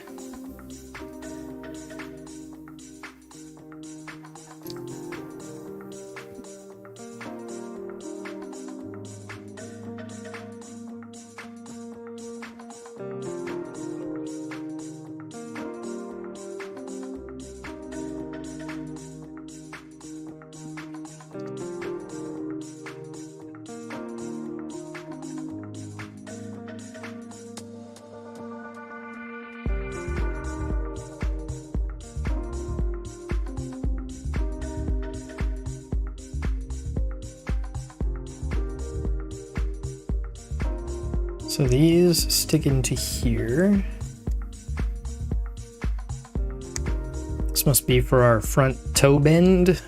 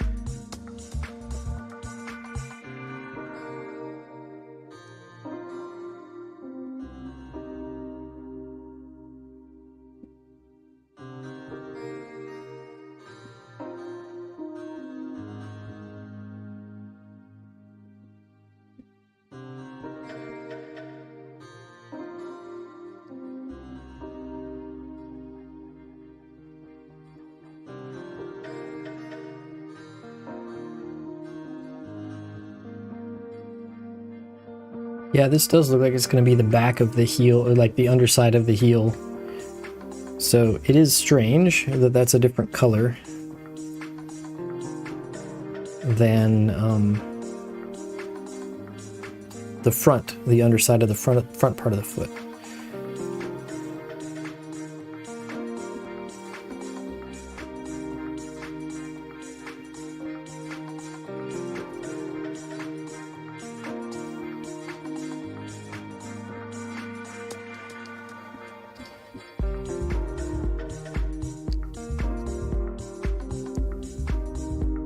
Alright, so this goes on here, and this little peg has to fit in there. So there's actually like sliding motion on the underside of the foot when the toe bends down. At least I think that's what this is setting up, which is crazy.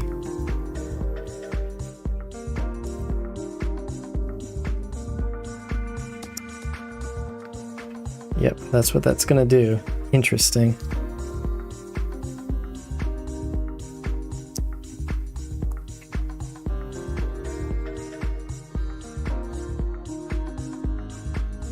So like as that toe bends, it's gonna slide this piece here front to back.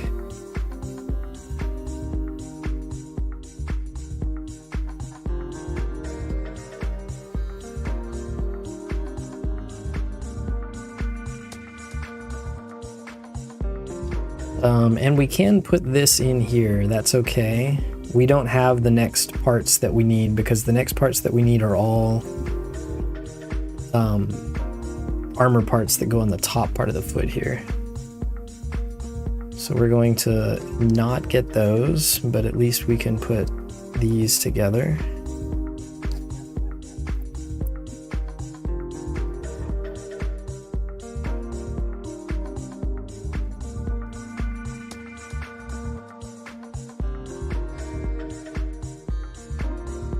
And I believe that I've cut out too many parts. Like there's a few here that are going to be left on the table that we could use for the next like major section of assembly, but I think I'm going to stop before I get to that. So these parts might just have to be saved for the next stream, and I'll have to make sure I don't lose them here on my desk for a couple days.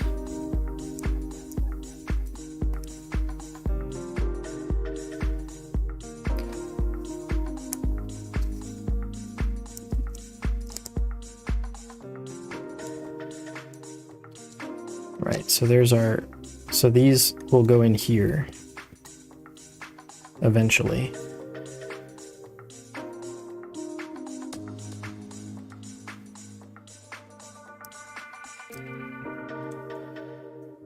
And that's our leg.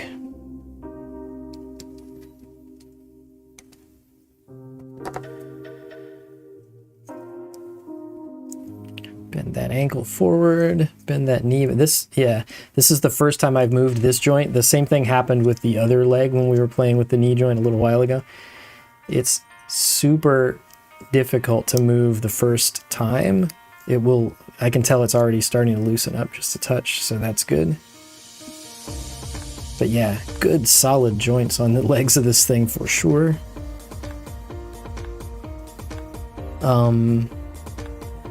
Yeah, so these are the extra parts that I cut out. And do I need them, or can I go ahead and use them now? I could at least put these things on. There is this is not perfectly round. There's like a weird little flattened edge on that thing there, so you got to make sure you put this in with the correct orientation, which should be that. And let's do the matching one. The matching one is this one right here.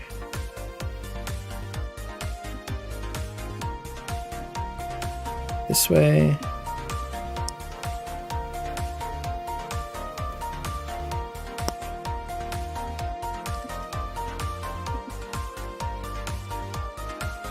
And then these will be the mirror image of that. So the flattened edge goes down there.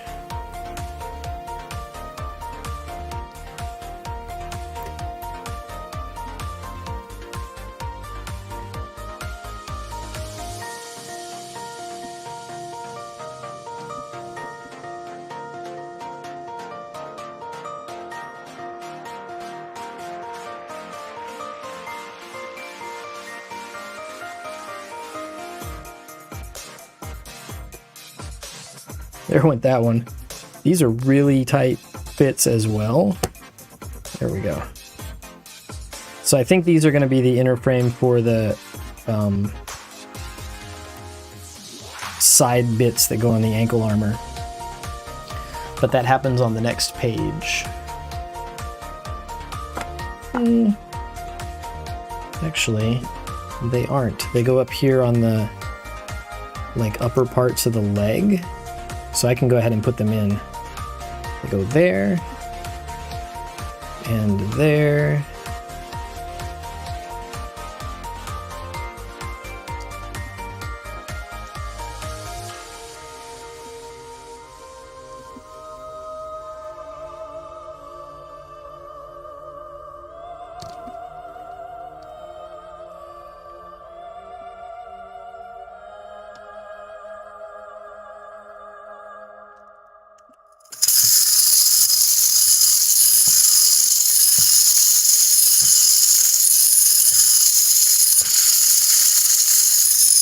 The tiny vacuum cleaner is full.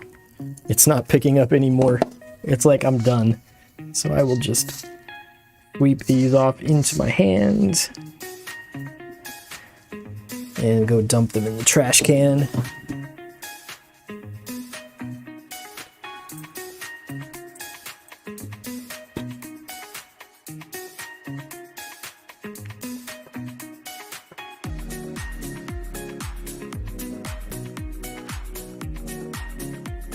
All right, so that's where I'm going to call it for today.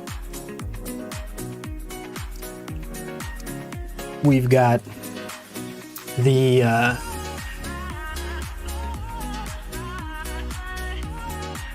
upper torso completed,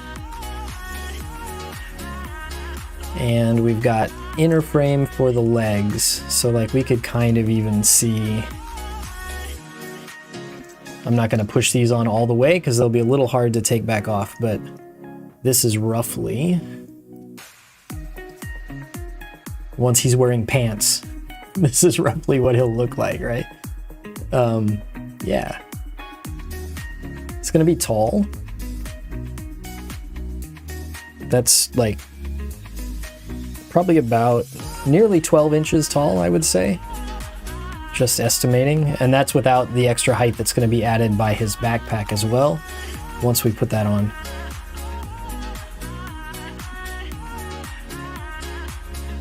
So yeah, that's pretty good. That's gonna do it for today.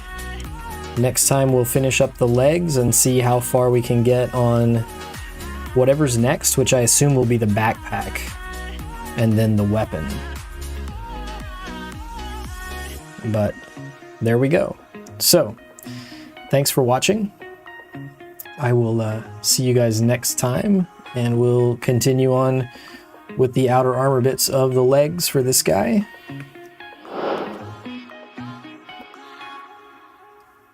Yeah, so have a good one. I'll see you next time. Yeah, you too.